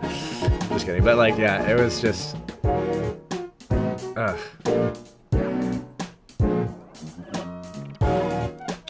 I love that you would listen to the teaser on loop. Hearing that is so fun. Because for this one too. I also, there's something about this teaser that you can even hear right now, which is that I actually edited songs, which is something I never did for any other album teaser, because there was like so many little pieces of songs that I needed to be shown, but I didn't want to let the whole song play out. So I would cut and connect different versions or like different parts of the song for certain songs. And I had a couple artists reach out to me, one in particular who was like, dude, I wish you didn't rearrange my song like that, because now it sounds better to me that way. And like he like wished that he would have thought of it that way instead of the way that I rearranged it. Oh, bop. I have to shut up. No more talking.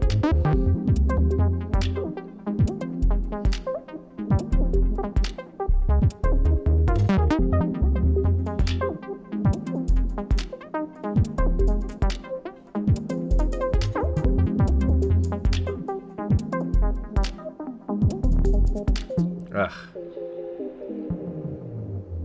Yeah, dude. Working with Bop was such a dream. He's like probably my favorite artist. Most listened to artist on Spotify. A couple years in a row. This is my song as Whiskers, Night Vision.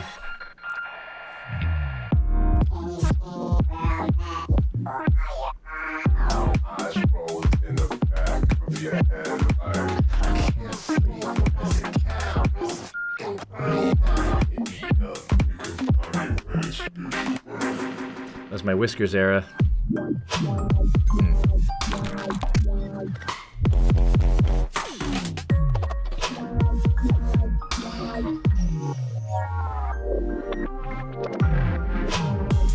Yeah, this whole second drop thing I did, I wanted to turn into like a full song of its own. I still want to go back and remix this song. or like, I don't know, just like do a fresh take on it. Ah, Zeldin, the dynamic duo. This was their first release with us, Wonder. Crazy time signature, crazy unique, so hard. Shout out Inverted Silence for helping us with the mastering on that one and the mixing and stuff.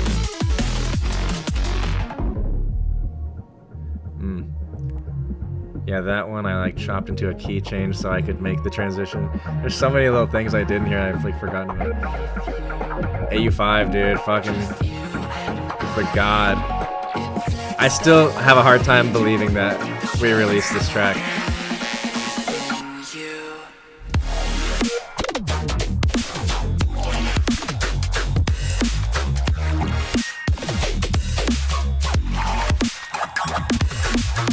If you're looking for any really good production tips or tricks or just knowledge, go follow AU5 on YouTube and on Instagram.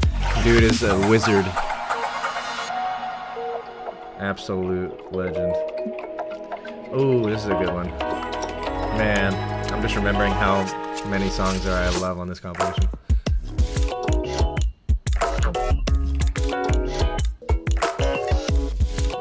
This was Synergy Sound's last release ever before they split up and then he went on to be Echo Map.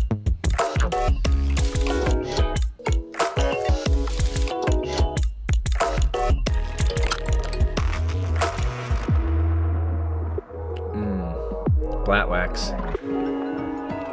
I'm not sure if he's in here right now, but I think he said he was gonna pop in the chat. We'll see if he pops up. Longtime fan of his work, Australia-based artist. I think I found him through Mr. Bill or Circuit Bent.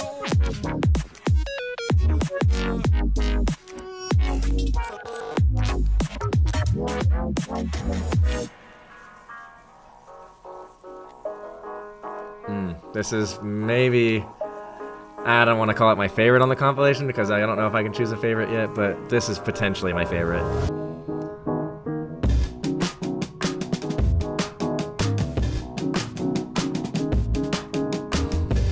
The amount of people that got confused about where the beat like drops or like where's the one.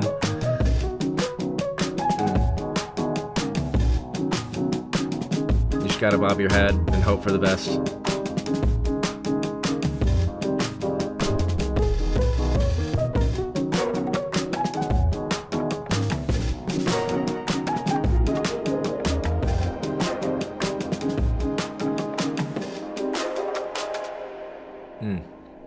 Frederick Robinson and Hip Color, both two incredibly talented artists. Praying that Frederick Robinson comes back to production at some point. He's like most underrated.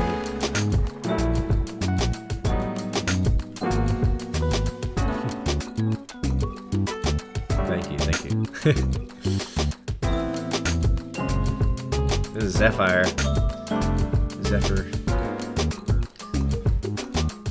Such a wonky, jazzy one.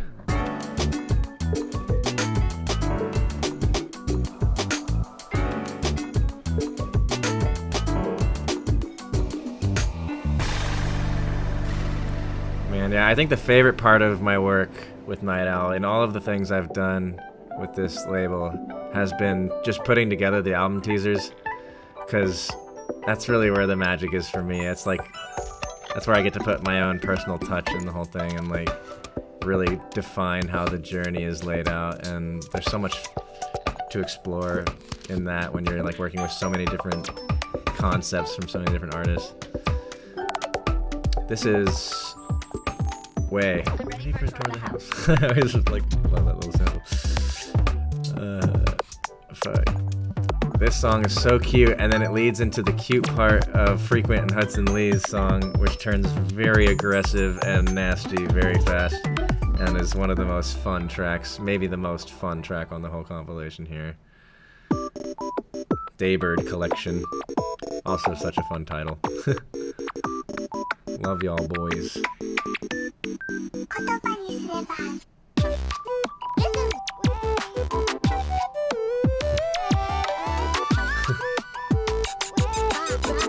every Night Owl meme.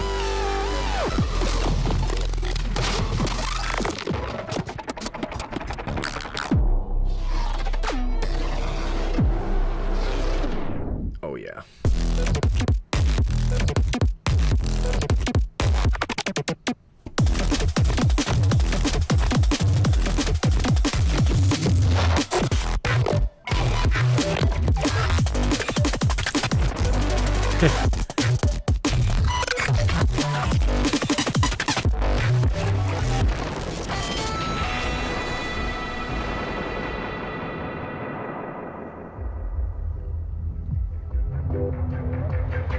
Scope and Holly.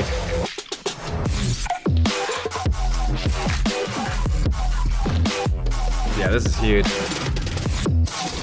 Scope's been putting out some fucking crazy stuff recently. He just put out his debut 12-track album. I think it's 12 tracks. I haven't even gone through all of it yet, but I've heard some of them and it's like, oh man.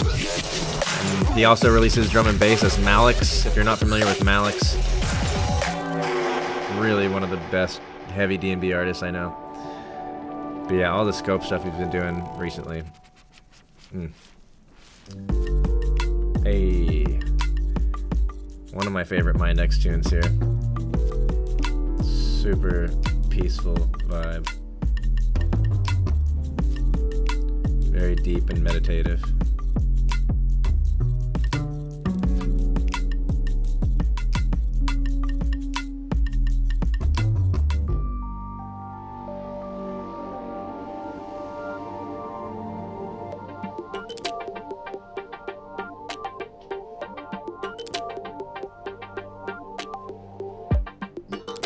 This is Surge and Wafer, I believe. Coast. Really cool one.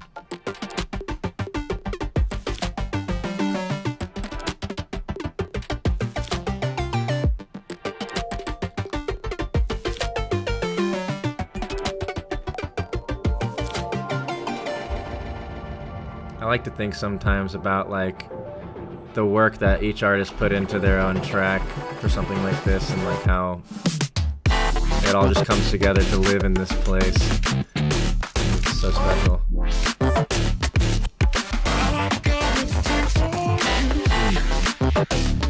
Inverted silence.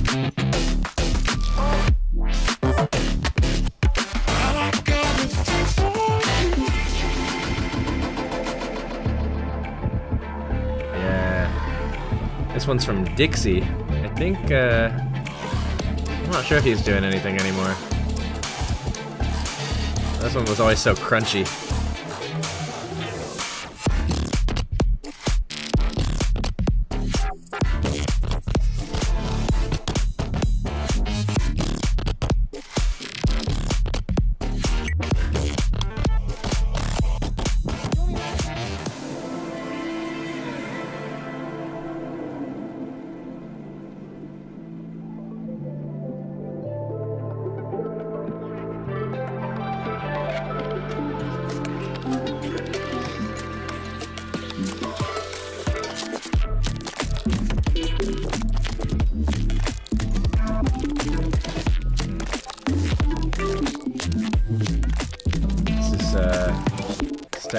Stasis. Very Cone Sound-esque.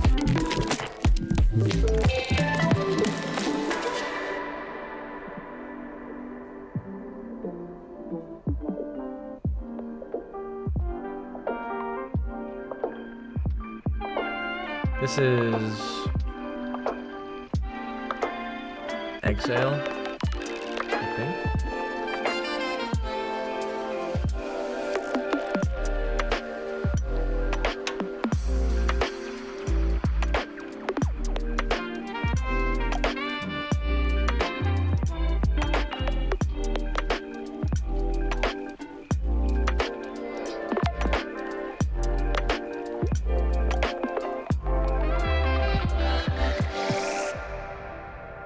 Yeah, complexive here. I need to know Flexing his voice. if I'm wasting my time. Ain't it time to move on? Do we feel the same? I really need to know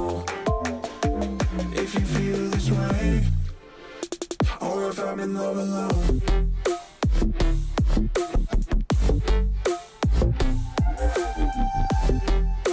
Oh yeah, whenever Sassus was going by Azzles, that EP we released from him was...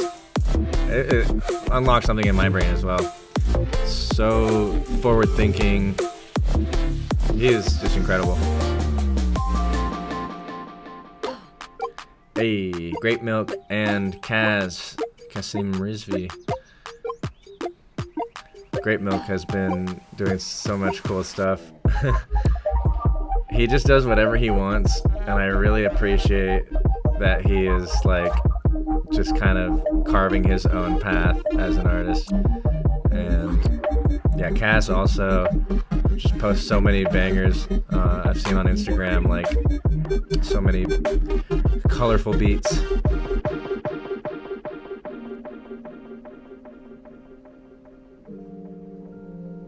This is Zubek.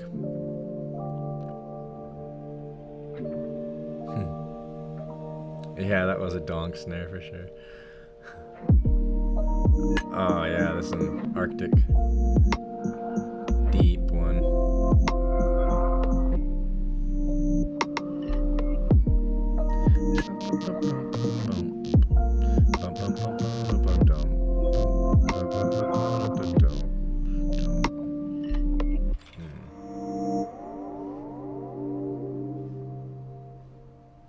Oh, this one.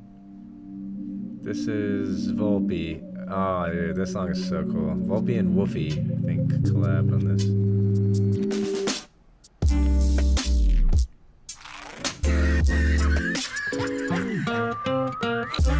Yeah, that laugh always just got me.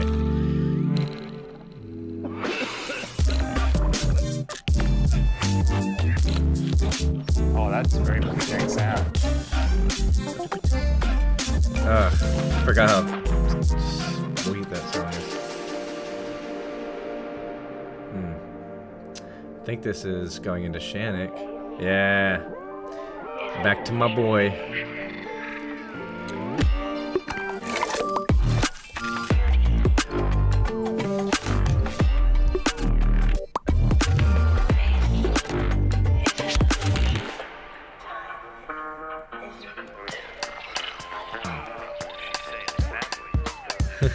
I always love all the spectral, like, weird spatial stuff in that one.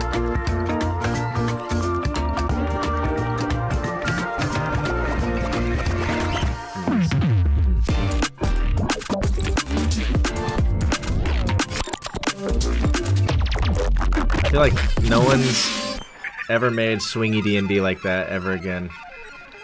No one ever will. It's good shit. Oh, Mistwind.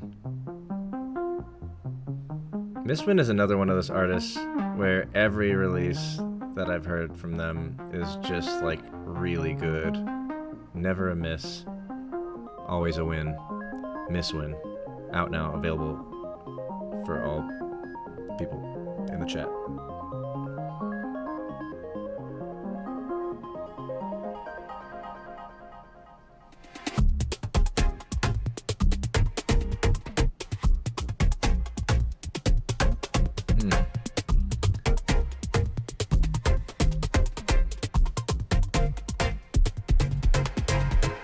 That one's so tight and small and like, yeah. It's very nice. This is Fridge.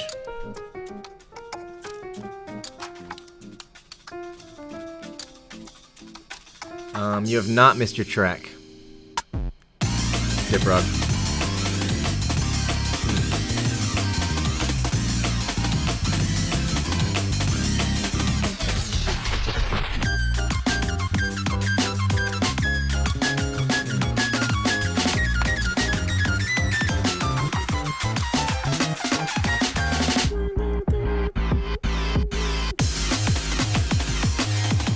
Man, that song always goes crazy. Fridge was really on one with that. Love that guy. Oh, this one. Inusta.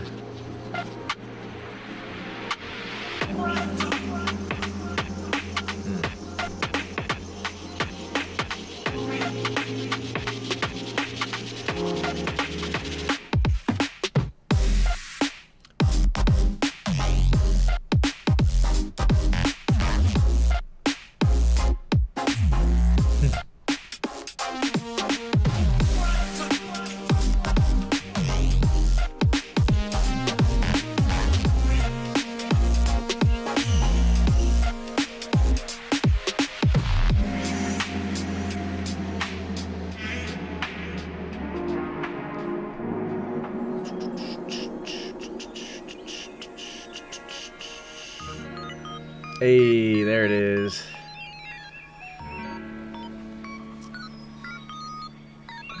Yeah, I loved this song, and it was really cool getting to work with both of you guys. To anyone who doesn't know, this is Hanny Coy, and in the chat right now, Diprog.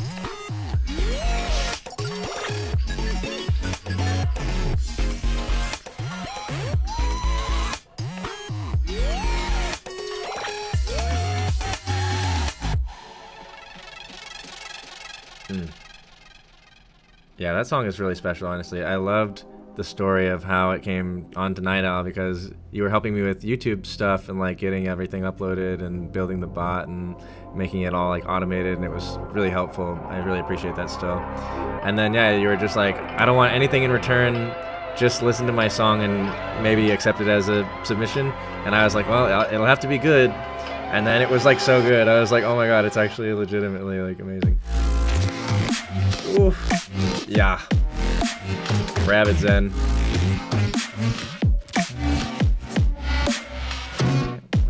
Rabid Zen and White Zoo, I believe, actually. Yeah, that song goes crazy.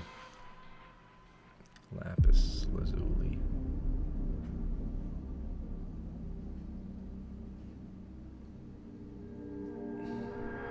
Oh, nice, nice. Hope the IT stuff is going well, man. Oh, wait, what was this again?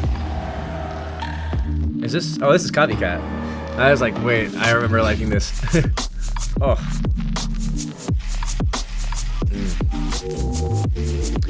This came about because he had a mix, and there was 2 songs in his mix that were like side by side that I really liked. And I was like, what if you combine them into one song? And he did. And we released it.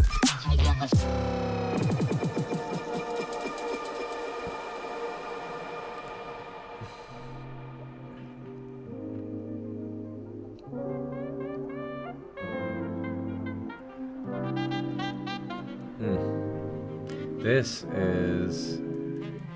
What is this? Subtol? I think this is Subtol, yeah. Go. Our one artist from Hawaii.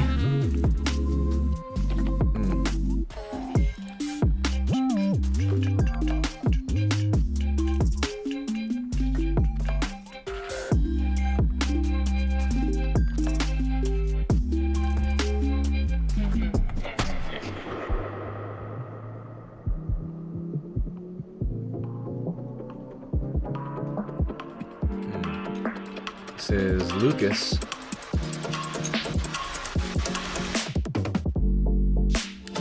I think he goes by Kill You now. K-I-L-Y-U. I don't know if he's still making tunes though. But yeah, this song. Such a banger.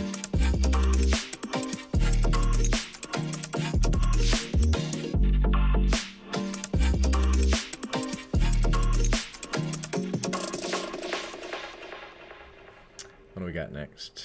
I genuinely don't remember. Oh, this is Carpe, maybe? Escalator? Yeah.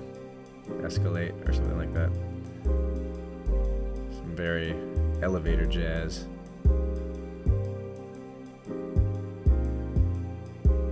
At some point I want to put together a compilation of just like actual like jazz shit. This is still even a little on the electronic side of leaning things. But something like a little more like that intro there where it's just like straight up vibes. That'd be cool. Do like a vinyl release or something. I still want to do a vinyl release at some point for Night Owl in general. We've never done a vinyl. It's just kind of an undertaking. Got to really have a lot of hype for it, but maybe I'll put together like a greatest hits compilation of stuff that works just like vinyl stuff. Oh yeah. I can't remember who this is. I know it though. Chalky, yes, thank you, Abe. Yeah, Chalky. Yeah, dude. Chalky made it back onto Night Owl on our most recent compilation, Volume 5.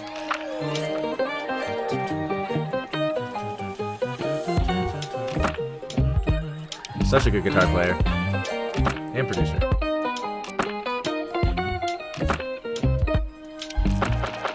It's crazy that we're not even halfway through this thing yet. That's honestly wild. I forgot how much this just goes on such a big journey. This was Frection. This one always gives me the feel of like walking down a city street in Japan.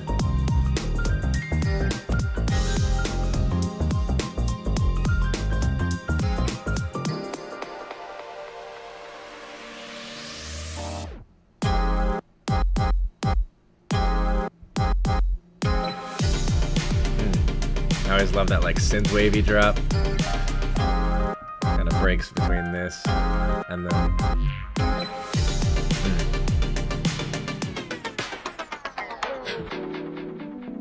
Ooh, symphonic. This guy was real jazzy. He was cool. I think he was from the UK. He was a bit older and played with a band, but his stuff just still felt right for Night Owl in the time. He was just a random demo submission. I think actually this was one of those rare artists that I found on Submit Hub back when I was taking demos through Submit Hub. It was really rare to actually find something that I liked on there, but he was one of the exceptions.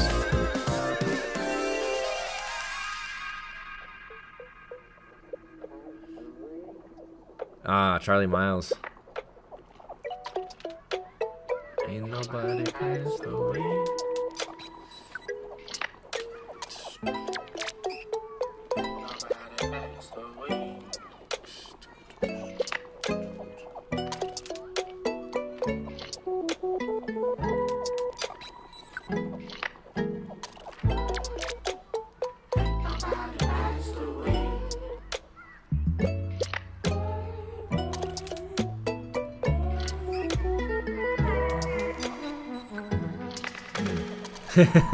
Truly a tragic song. You really just feel it.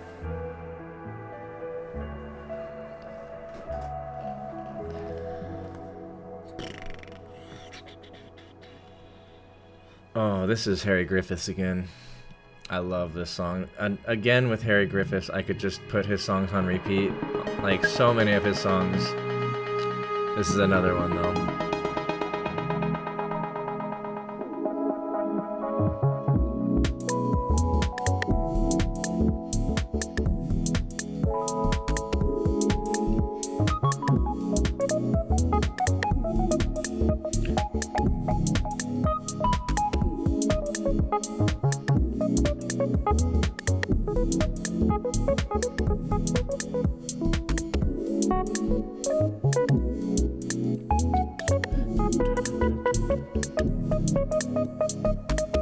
Yeah, he's just the king of making a hypnotic vibe, really catchy, and just repeatable as hell.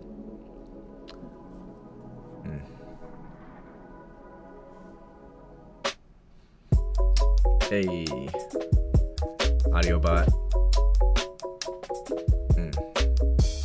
Nostalgia, rightfully titled Nostalgia. Please nostalgia, let me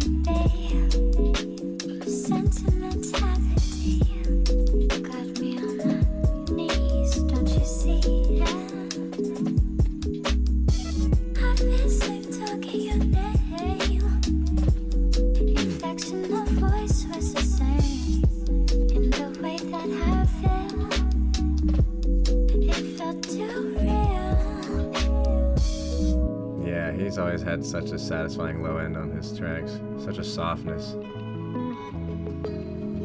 Hey, this song.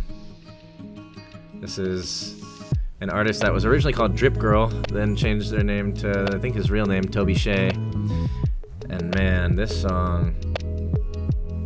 I know Shannick loves this song. This one I've listened to on repeat many times. Oh, a comment from Grape Milk saying, Toby! I guess he knows him. I didn't realize that. I wouldn't be surprised if they're all a bunch of interconnected webs of producer friends in this world. Yeah, dude, this is legitimately like such a beautiful song.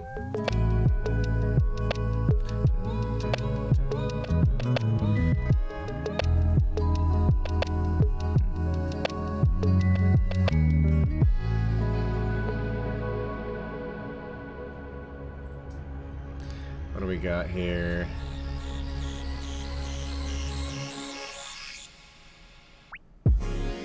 Oh, shit.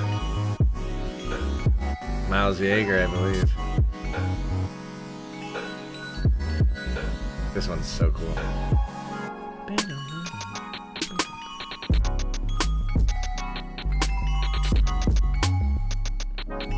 If anyone's familiar with the Pocket Wars going on right now, producing beats in the pocket, I feel like this one would get in there pretty nice.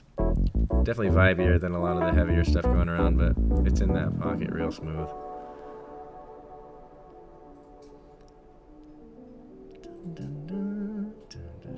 Is this Def Sharp? Ah, dude. This was a unique one. I feel like we never really released anything quite like this.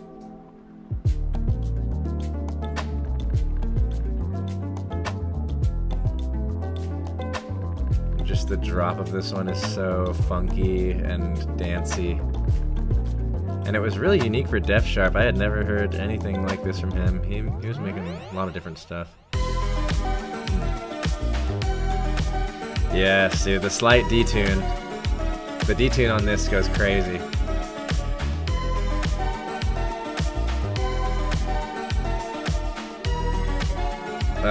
Dreamy.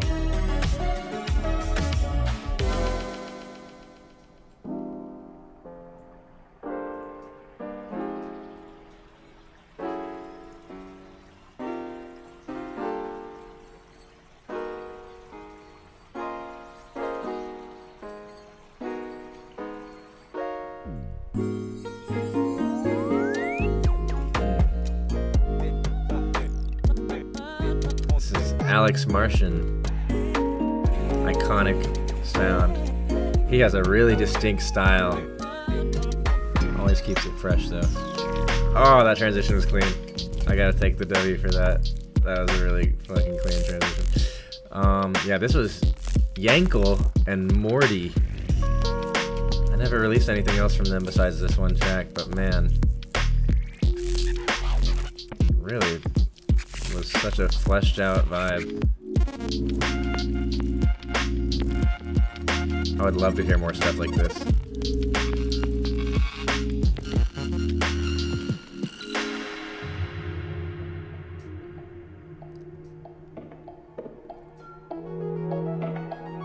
This is...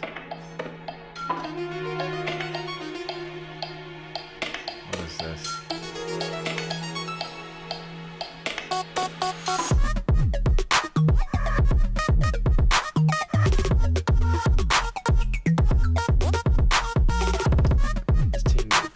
This is Hello Ghost. Okay, I was like, what is this?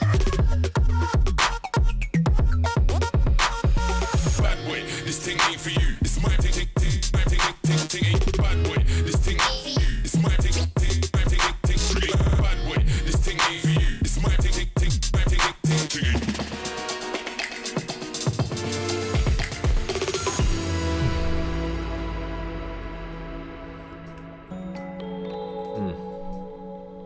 Oh, what is this? Is this?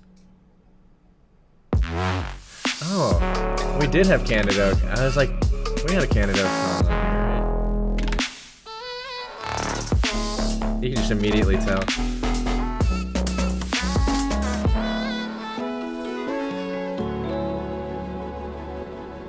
Ugh, I really hope he releases some new stuff at some point. Even if it's not on Night Owl, just put it out, man.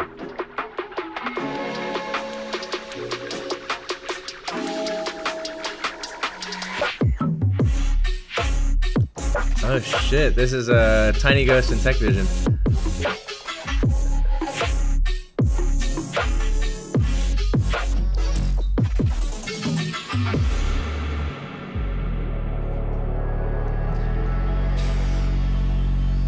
Oh wow, this one. Quar.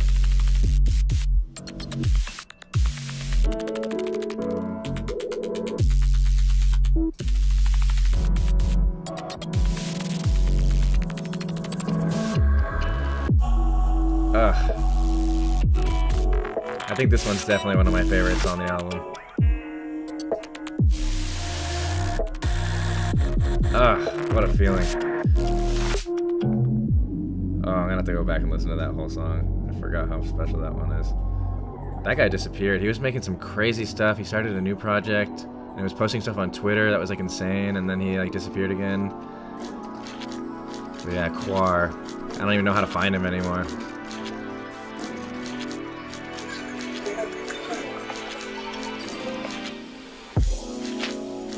Coyote. Love this guy. So supportive.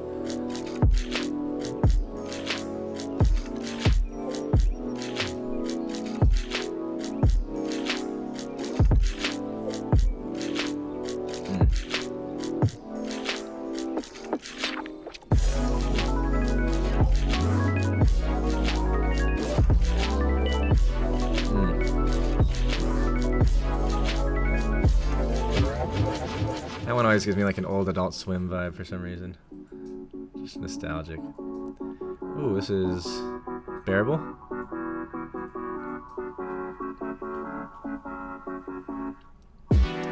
Again, maybe Bearable and Pulled, because I can't remember if they collabed or not.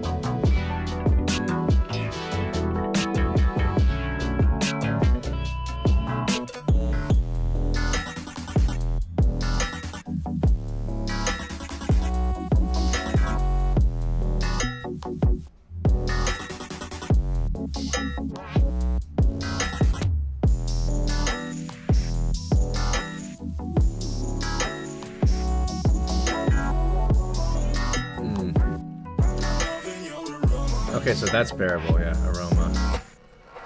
So this next one might be Pulled, maybe? He's around here somewhere. Oh, Inferno. He was in the chat earlier. I don't know if he's still around. If you've heard of the plugin by, who released it? Baby Audio, Grainferno. Really cool new plugin. He was actually the creator of that plugin.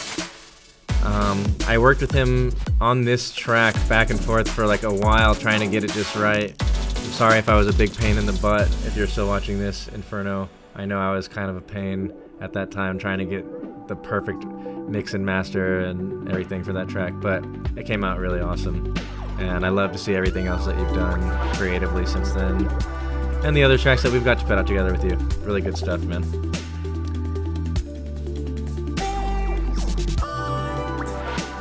Oh, Fune. Fune and... Or maybe just Fune, yeah.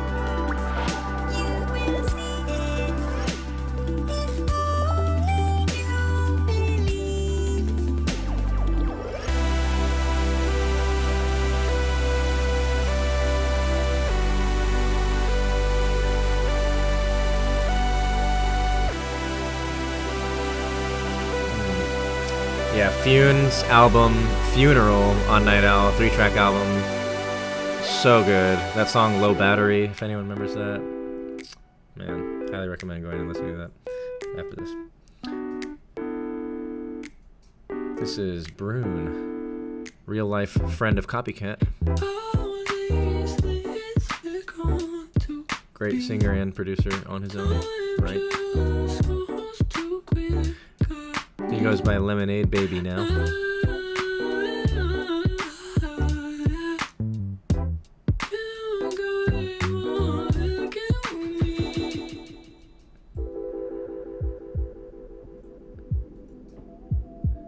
hell yeah. Herzaloid. This is such a good one.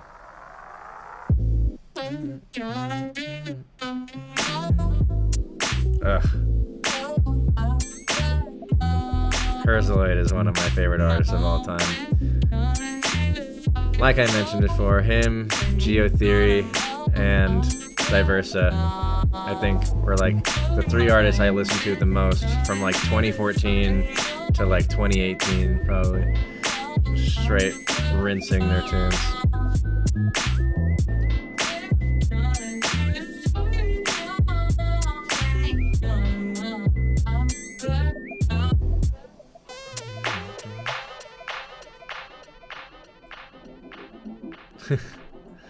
Nice comments on YouTube and Twitch. Shannick holding it down. Hey, Xandra. She is so awesome. Hope she's doing well.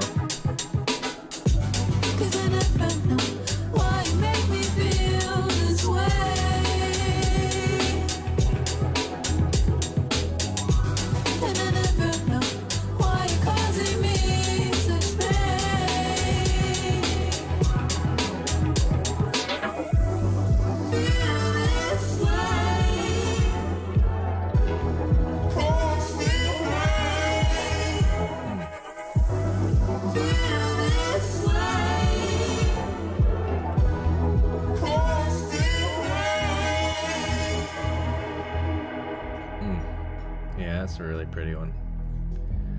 I think this is a Lydian. Bringing back some of the heavier vibes here for a sec.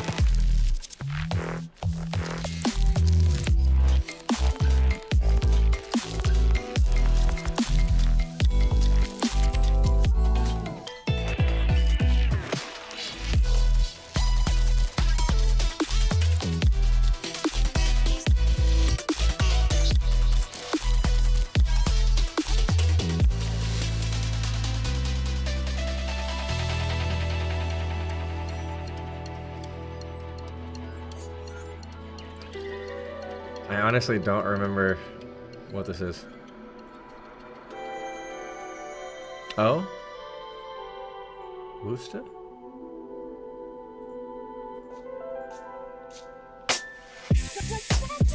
Yeah.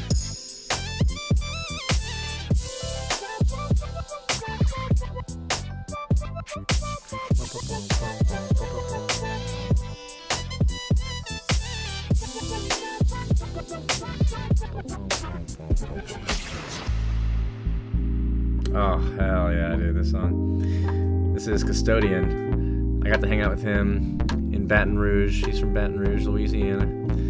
And I went and played a show one time in New Orleans and got to hang out with him. We played together, and then there was Underscores, Valentine, Jay Kutch, and we were playing at this Dome Collective event that was at a bigger festival with like Dylan Francis. It was kind of random. It was sick though. Subtronics showed up. We got to hang out with him for a little bit.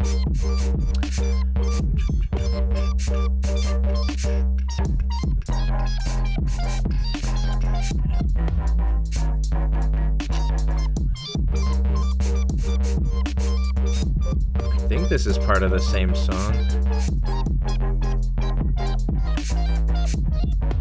Yeah, I think that's just the end of that last song. Oh. Fuck, see, like, it's so crazy. Oh. Stir fry?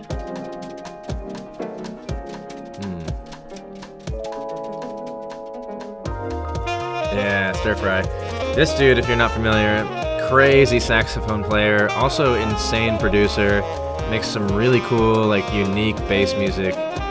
Never heard anything quite like his style.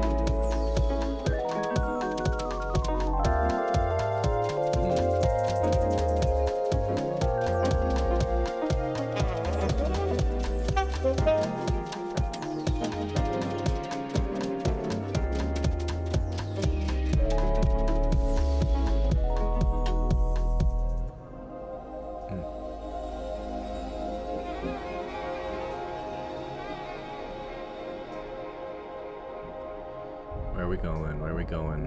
The journey continues. Where we go, nobody knows. Unless you listen to this. Okay, let's go. Oh! Yeah, Chromanichi.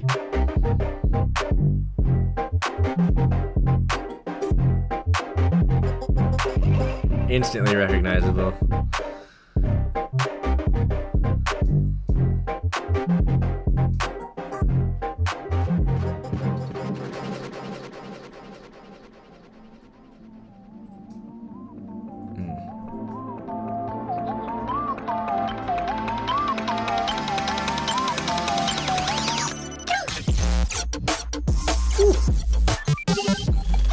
That's Jay Kutch.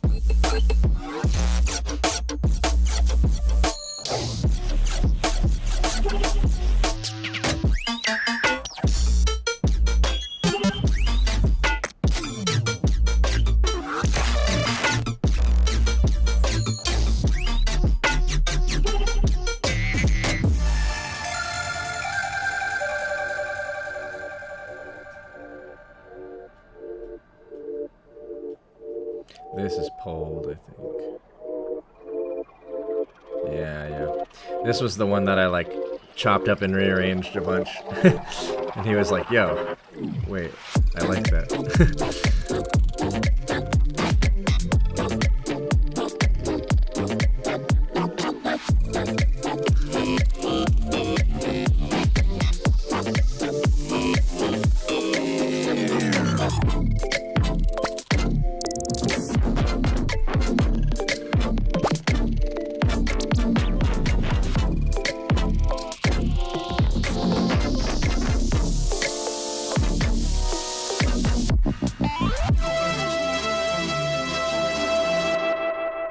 Nice. Very nice.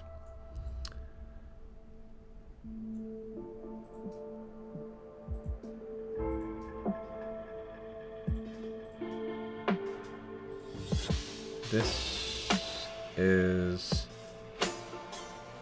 Glass Arrowhead? Primate? Primate.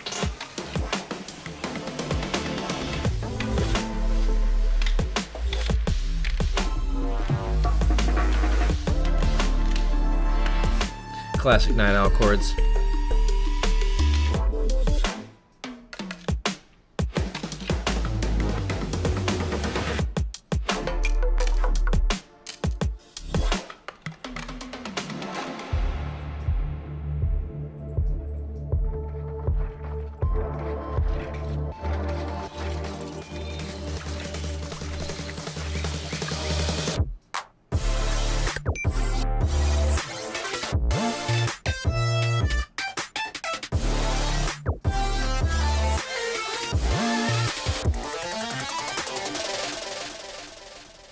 Actually, can't remember what that was.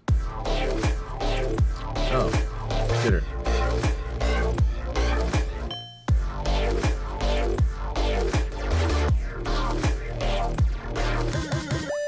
Yeah, he didn't make it on to Field Trip Volume 5, but if he would have been another one of the very few artists that has been on all 5 compilations. But first 4 out of 5 is not too bad. This is Glass Arrowhead. This is a cool one.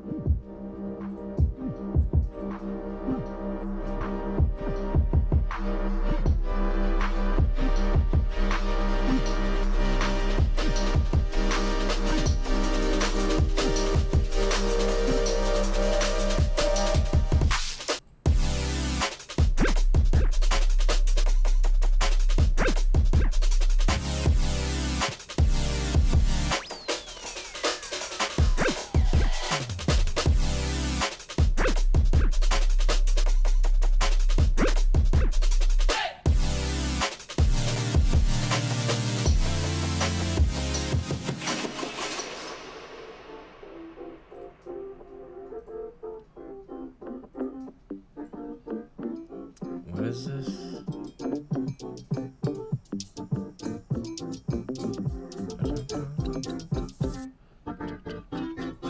Oh, Macwood. I got to hang out with him for the first time this year at South by Southwest. He came down and played a really sick set with his full 3-piece band. Also, to answer someone's question from earlier, this isn't exactly that, but it's pretty close. He is one of the only artists I've known to do this, where he went from being a solo producer to building a live band, but still performing the songs that he's produced as a solo producer, and just kind of turning them into live productions with like a drummer, keyboard, or I think a trumpet player, something like that. It was super sick. They were absolutely killing it, and he does some vocal stuff while he's playing drums as well, so that's always cool. As a fellow drummer, I respect when someone can manage to also sing at the same time or do any sort of vocal. This is very challenging. Oh, this song is Mike? This is Mike, M Cubed. I forgot about this one.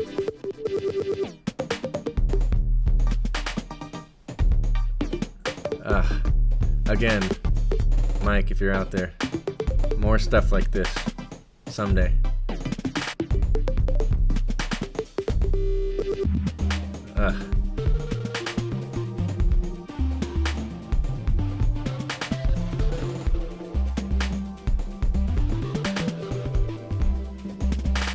This one is really special. I forgot how much I love that. Hey, this is Softy.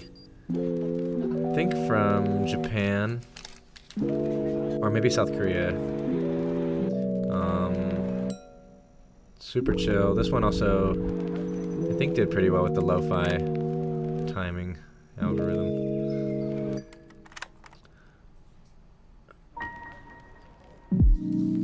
Very lo-fi. This is probably like the most truly lo-fi track we've put out.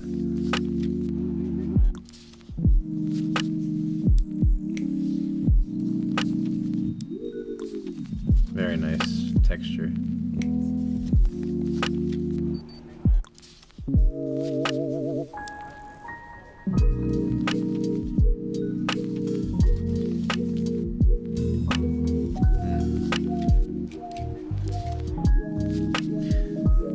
Yeah, this album, being so long, it really goes through so many phases, and getting into this kind of section of it really just kind of chills out and feels like it's kind of entering,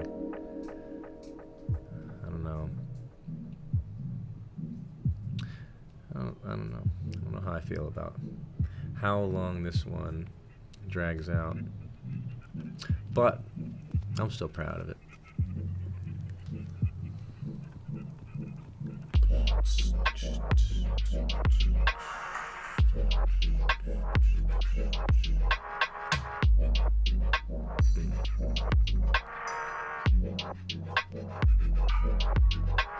I think this is another one from Kiters, one of the early OG members of Night Owl.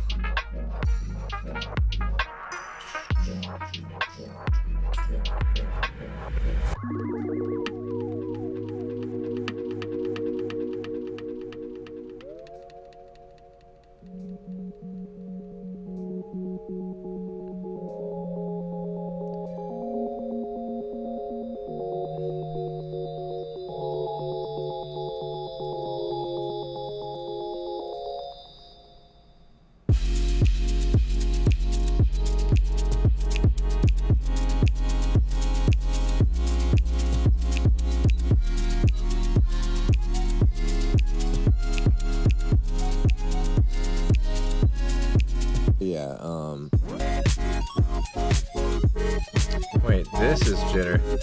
I think I said the wrong song earlier for someone. That's okay.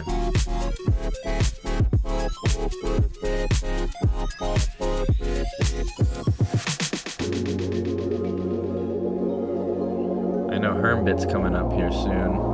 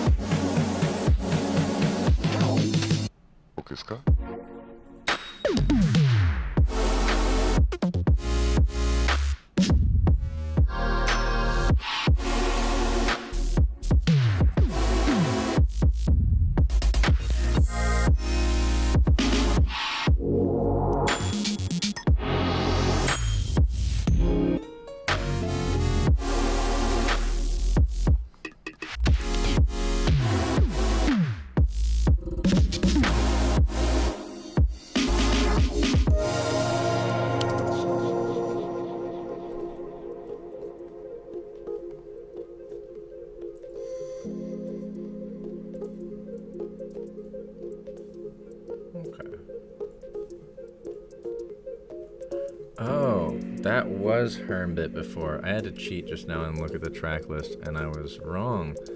It was not Jitter, it was Hermbit that we were listening to. Their tracks are kind of easy to confuse. Very similar.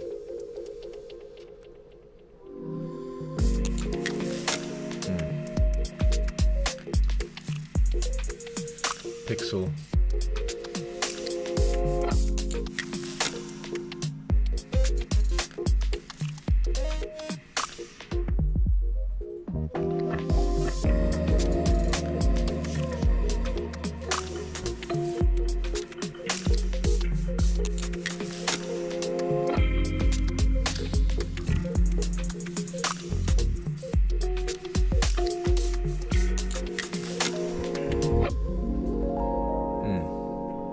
Yeah, that one. I love all of Pixel's stuff. He has a 5 or 6 track EP that we put out at one point. Every song so peaceful. This is from Vienna, which is an artist that I think is from the UK, which is confusing because his name is Vienna, but it's from somewhere actually. Maybe it wasn't the UK, maybe it was Canada. He's not from Vienna though. I do remember that. Wait, what is this one? Oh, this is still that song. Okay.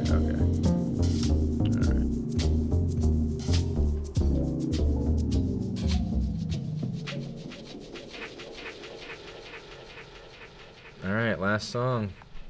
This is from Myself. Not me, myself, but the artist Myself, who is one of my best friends. Corbin of Sunset Waves. He runs that label, or he ran that label. Sunset Waves kind of rip at this point. But another great label, another great guy. This song was produced in my house here that I'm in right now when he lived here. And we had our friends over. I think it was a combination of me, Shannick, M Cubed, and Tiny Ghost. And we kind of helped teach the ropes and get him up to speed with music production because he was just getting into it. And now he's gone on to make a lot of really beautiful music in the realm of ambient and deep house and ambient adjacent experimental electronic music. And he's all around one of my favorite people in the world. Love you, Corby. Someone named Waylai MP3 just said, love Night Owl on the YouTube chat, and I'm wondering, are you Eli Way? Is this some sort of secret code name for Eli Way, or is it just a coincidence that your name is Waylai? Because that's crazy. Either way, I love you too.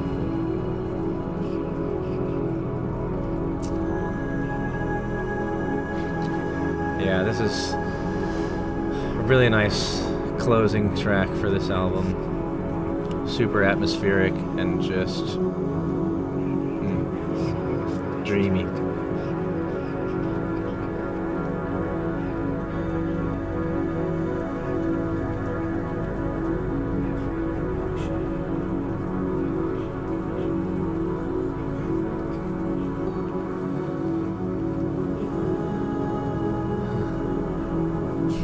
Nice. Well, welcome, man. Thank you. I like the name, Waylai. It's got a good off the tongue.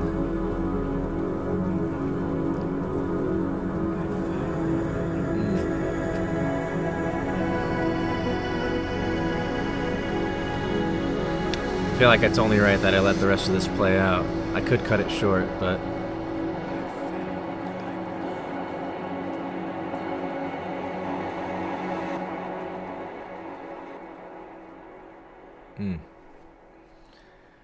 Field Trip Volume 4. That was it. Wow, yep, and now, yes, to answer your question, Shannick, we are going on to the final, the newest, the latest, greatest from this year, Field Trip Volume 5. And let's see what all of those years have culminated to. Something new, something fresh. Get me in here. All right. Well, this one's pretty fresh on my brain, but we're gonna listen to it again because I'm gonna appreciate it just as much as ever. The iconic owl intro, ripped off of YouTube.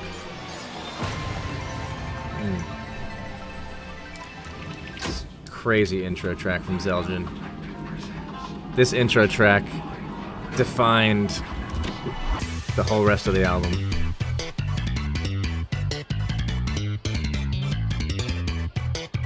Perfect hook. Identical twins Zeldin from Venezuela. Yep, for anyone who's not aware, Volume 5 is all released, already out and good to go. Available now everywhere that you can find it.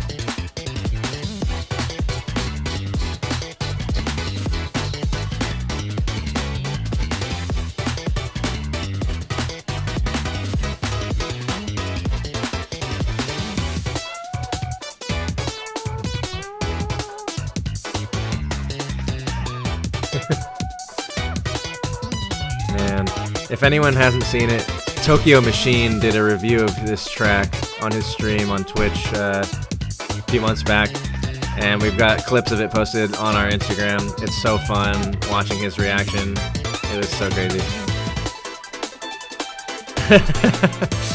Learning that you're at the American Football album release tour while you're, yeah, that's incredible.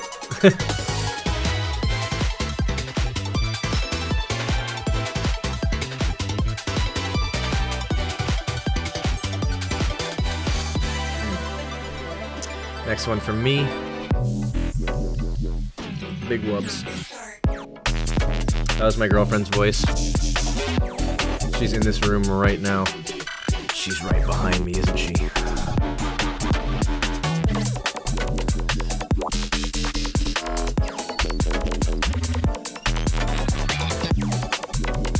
I had a lot of fun with this track. It was made during a challenge while Blake Scouron was staying at my house, and me and Tiny Ghost, who was living here at the time, and Shanik, who currently still lives here, did a big beat challenge where we were every once in a while just doing these production challenges. And this song was my song in that challenge, which was for, yeah, I don't know, like a year ago or something, and ended up coming to life on this compilation. Shmoop. The big Shmoop debut on Night Owl. So good to have him. Longtime collaborator of Jade Cicada and local Texas guy. One of my very close friends. Just getting more talented as the years go by all the time. Always impressing me. Ugh, this part, so sick.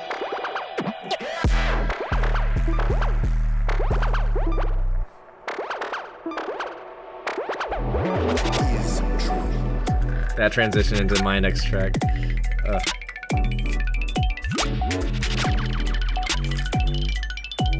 think that's my favorite transition in the whole mix.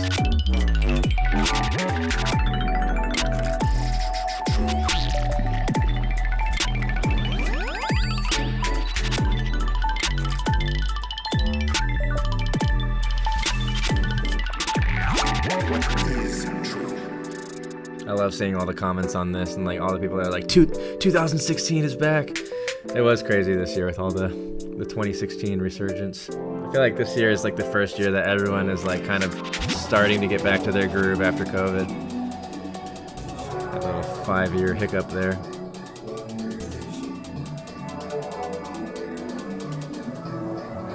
This is such a good song. Next to Blue.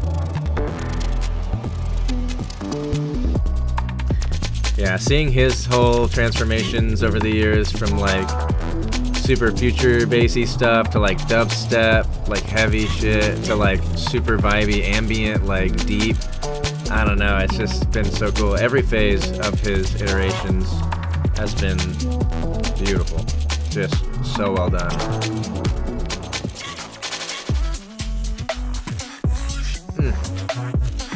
Anusta. Representing from New Zealand.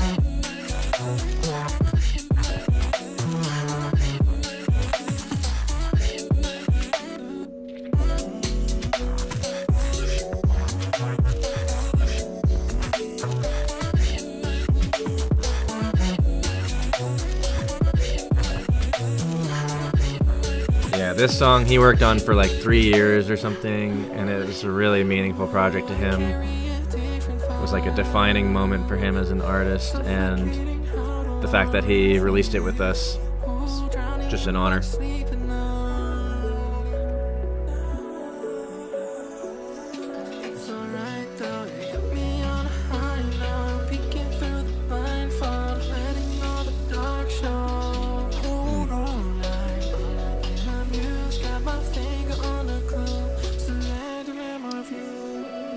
This next song is from Manix, his debut on Night Owl. Super cool stuff. This song is a great example, if you're listening close, to the type of stuff I'm going to be collecting soon for our next compilation.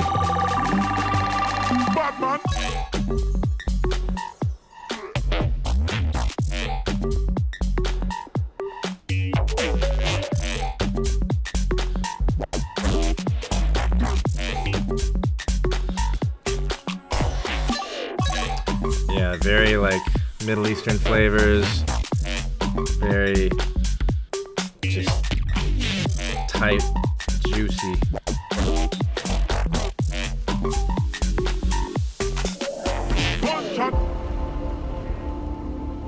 Yes. This one is the deep, meteoric slam to the chest.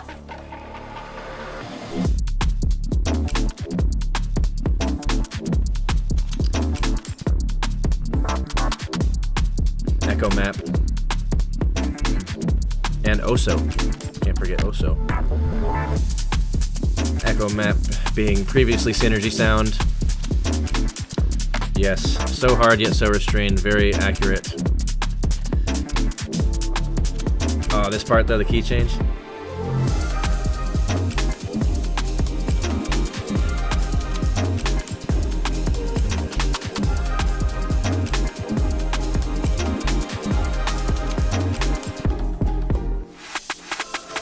Straight into Volpe.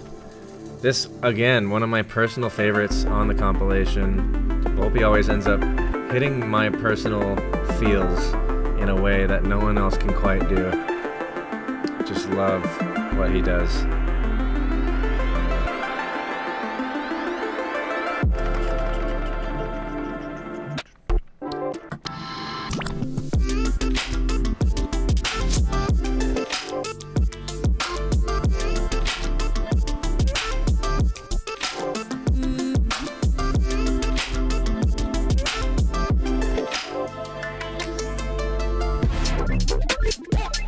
Glass Arrowhead. Man, I wanted Glass Arrowhead on this compilation really bad, and he had like sent me a first submission, and I was like, I don't know. And he sent me like another one that he started, and then I was like, I don't know. And he sent me like a third one, and I was like, ah man, I really hope. And it ended up being perfect. It was like, man.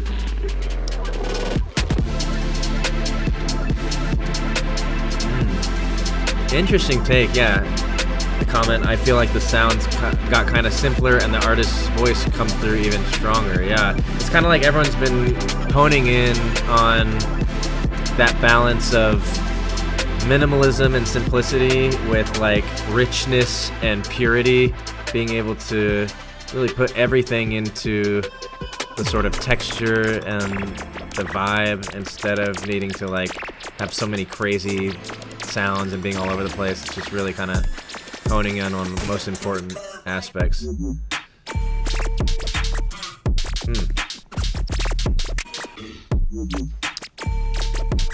Hello Ghost with a banger. I know a few people went crazy for this song. So scratchy.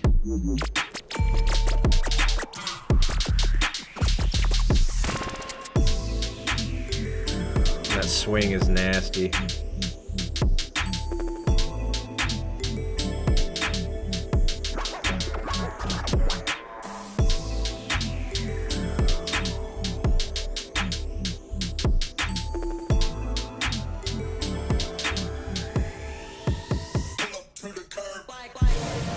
Blake Scouron.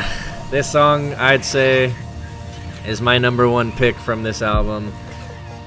if I had to choose any song to show someone.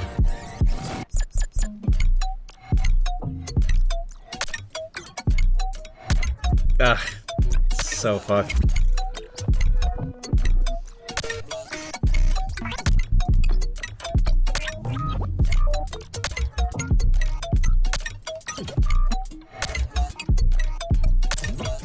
Ugh.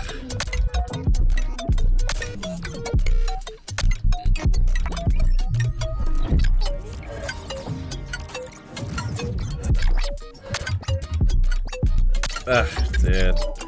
I still haven't heard this on like a really big system yet. I swear to God, I need to either play this out or be in the crowd while Blake is playing it out or something.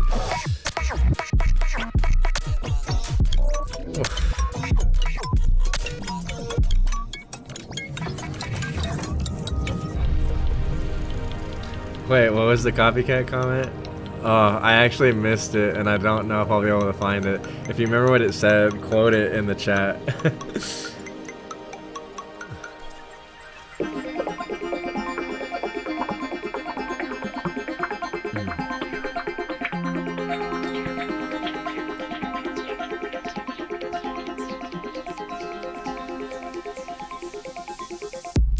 Hey, Vorso.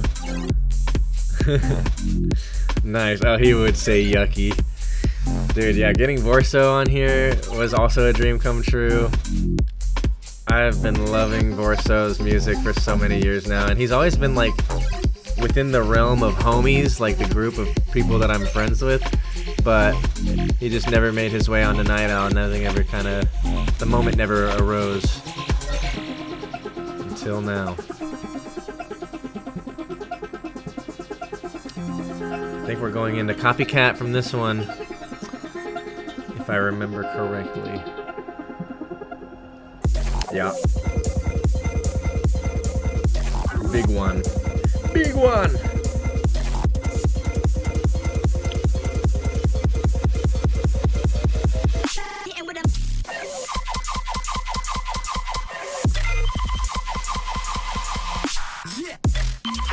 Yes, this is Skrillex, everyone. This is my Skrillex. Move over, Space Laces. We have a new Skrillex. His name is Andre.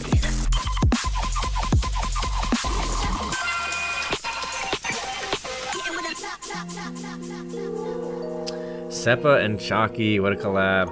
They've got another collab called Interdimensional Space something. I don't know what it is. It's so good though. Very kind of Cone Sound-esque.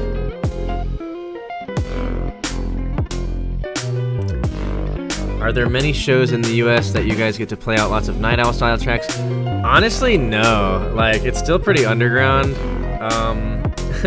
I've seen it happen, and I've played out some myself, and I know some of the Night Owl artists. Like, it really depends.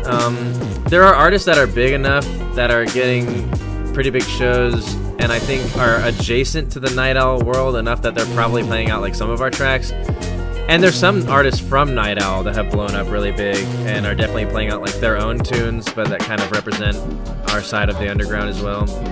Like Jade Cicada and Copycat and Mindex and Mr. Bill. A lot of guys out there representing our forefront of the scene, but it's hard. There's not a consistent zone for it, I think. We're still kind of a bit niche. But maybe it's better that way, I don't know. Gotta be thriving in the underground. Ugh, dude, this Herzoid track though.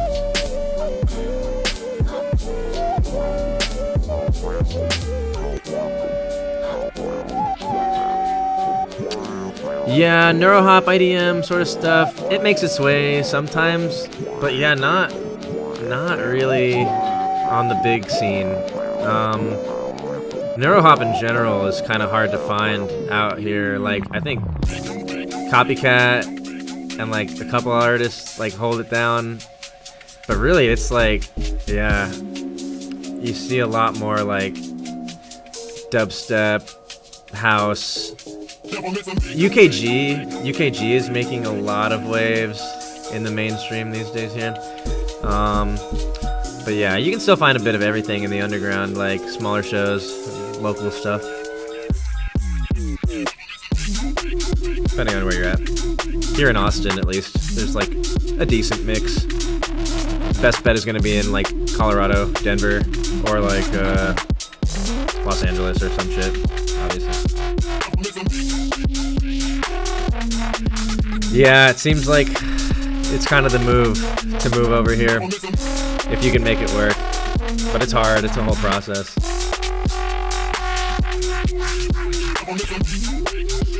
Dude, Kyoto. Yeah, this is Kyoto's big return after not being on Night Owl since Volume 1.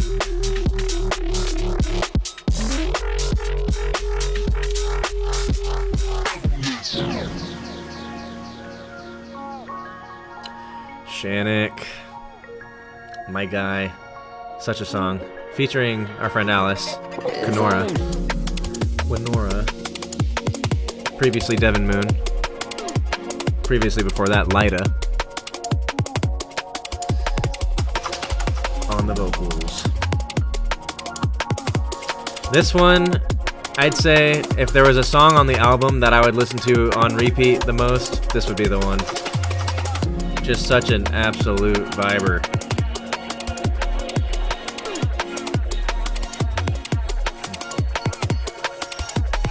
I had the pleasure of getting to see this song built up from the ground up and see all the changes it went through, and it ended up truly a masterpiece in the end. Leading into Charlie W., one of the newest New Blood members of Night Owl. Absolutely killing it.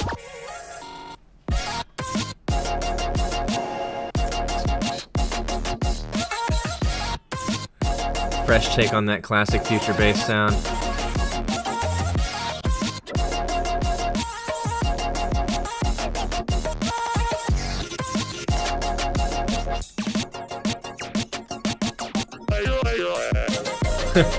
That synth is so funny. Every time.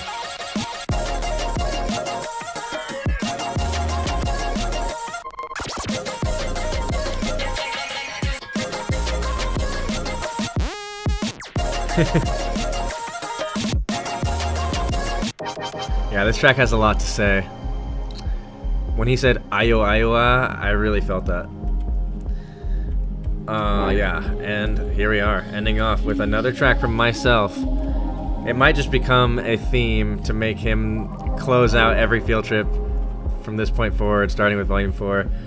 We've done it twice now, we can do it again.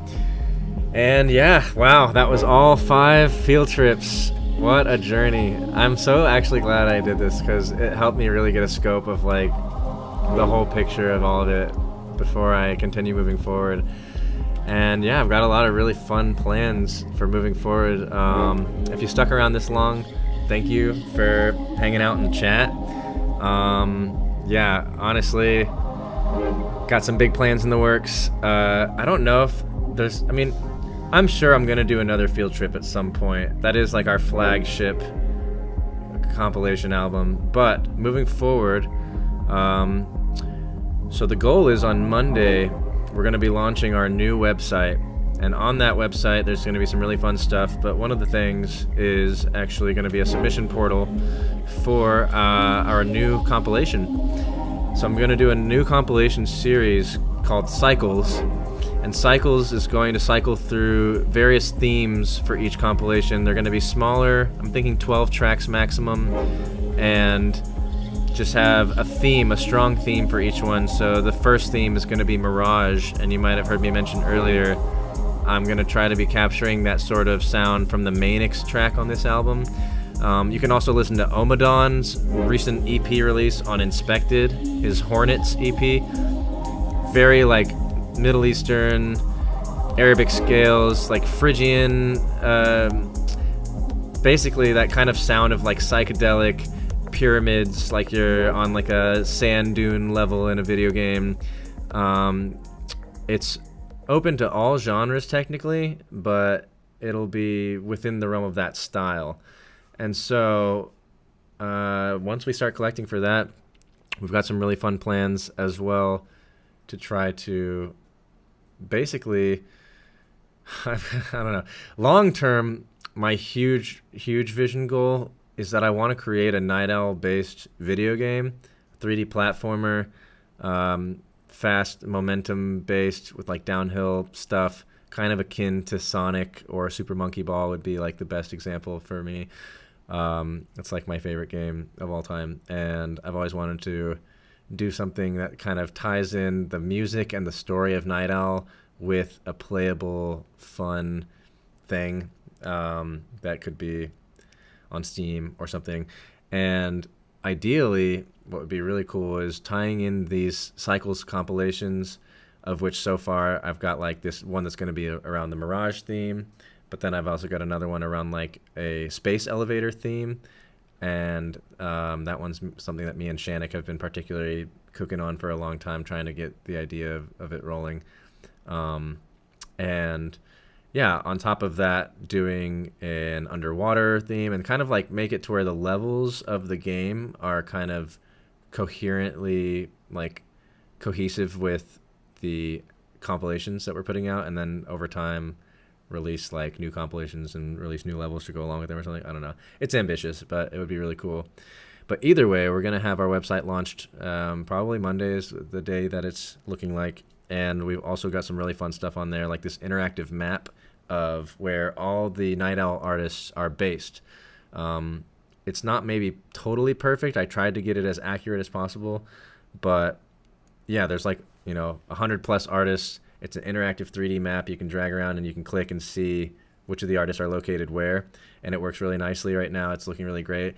Right now, though, I do want to flesh it out more to where when you go to an artist, like you can actually see information about them, what releases they've been a part of on Night Owl, and then maybe some links to their like platforms, or maybe just a link to their SoundCloud or something. So it'll expand over time, but really excited to finally put this out there. And our store is under construction as well. It might not launch directly with the website, our merch store, but it will be in the next like week or two. We're going to have our merch store up, at least with our old line of merch that we've still kind of been sitting on some stock of. And then I'm going to be printing some new merch to go along with Field Trip Volume 5, and that should be ready soon and ready to be shipped out and put onto your body. So yeah, that's some stuff there. We've also got I've personally got plans to continue streaming. For one, I'm going to try to do a different kind of weekly, multiple days per week, like have a different thing for that day. So on certain days, stream like just discovering music, going on deep dives in SoundCloud, finding new stuff. And maybe I'm going to be starting at my own Discord and letting people like submit stuff in there. Maybe I'll dig through there as well. But then also my main kind of bread and butter, I'm thinking, is going to be music production challenges. So for instance, I'll hop on stream and everyone that's like in the chat or whatever, can be part of the Discord, and I'll have a theme for the challenge. It'll be a 3-hour long challenge. And at the end of it, we'll review what I made and then listen through. We'll have a channel for like everyone to post their submissions for what they made, and we'll go through and just kind of listen to everyone's stuff.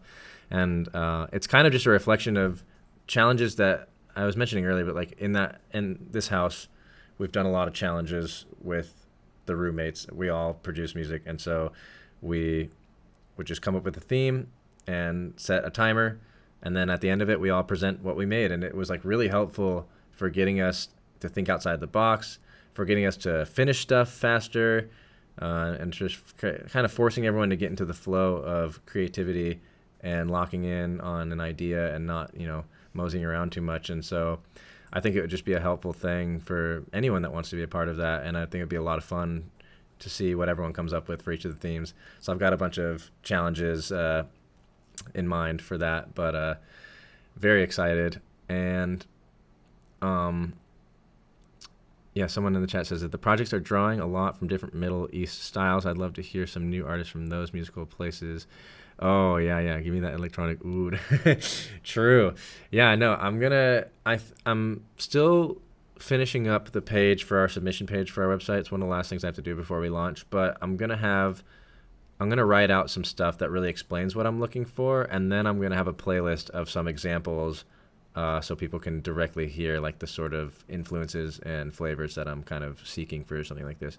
But yeah, I'm really, really excited for this new compilation series, and just to open up submissions again to the public, because when I put together Field Trip Volume 5, I curated it by hand, like just individually reaching out to each artist that I wanted to be a part of it, because there's so many artists on Night Owl that I could work with, that like I really had to actually scale back, especially after Field Trip Volume 4 being so huge.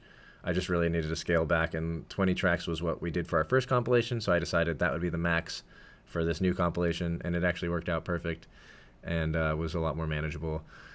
But yeah, moving forward, I want these new compilations to be even smaller. Originally, I was thinking like 4 to 8 tracks, so like really small. But after I thought about the fact that I'm like opening up submissions to the public, I'm imagining 8 would even be cutting it too short. So now I'm kind of setting on 12. And that one I was thinking mainly because I really want to start being able to do like vinyls or cassettes or like physical media. And 12 tracks I could actually fit onto like a vinyl, for instance, whereas like these like huge compilations for Field Trip, like just it's a challenging scenario, because I'm like, okay, I could either release like a limited run where it's just like a small selection of tracks from a Field Trip album, but that just feels like it would, you know, kind of defeat the purpose of the whole original journey and make people feel excluded or something. And so I don't really want to break it up like that. So I don't know. I think the closest I could get is someday doing a greatest hits Night Owl vinyl and just pick like across all the Field Trips, just like the best few select songs that I could to compile together. But hard to say, because my opinion probably doesn't represent everyone's. I know everyone's kind of got their own favorite tracks and favorite artists on Night Owl, and so it would be hard to please everyone. But I don't know. We'll see how that goes.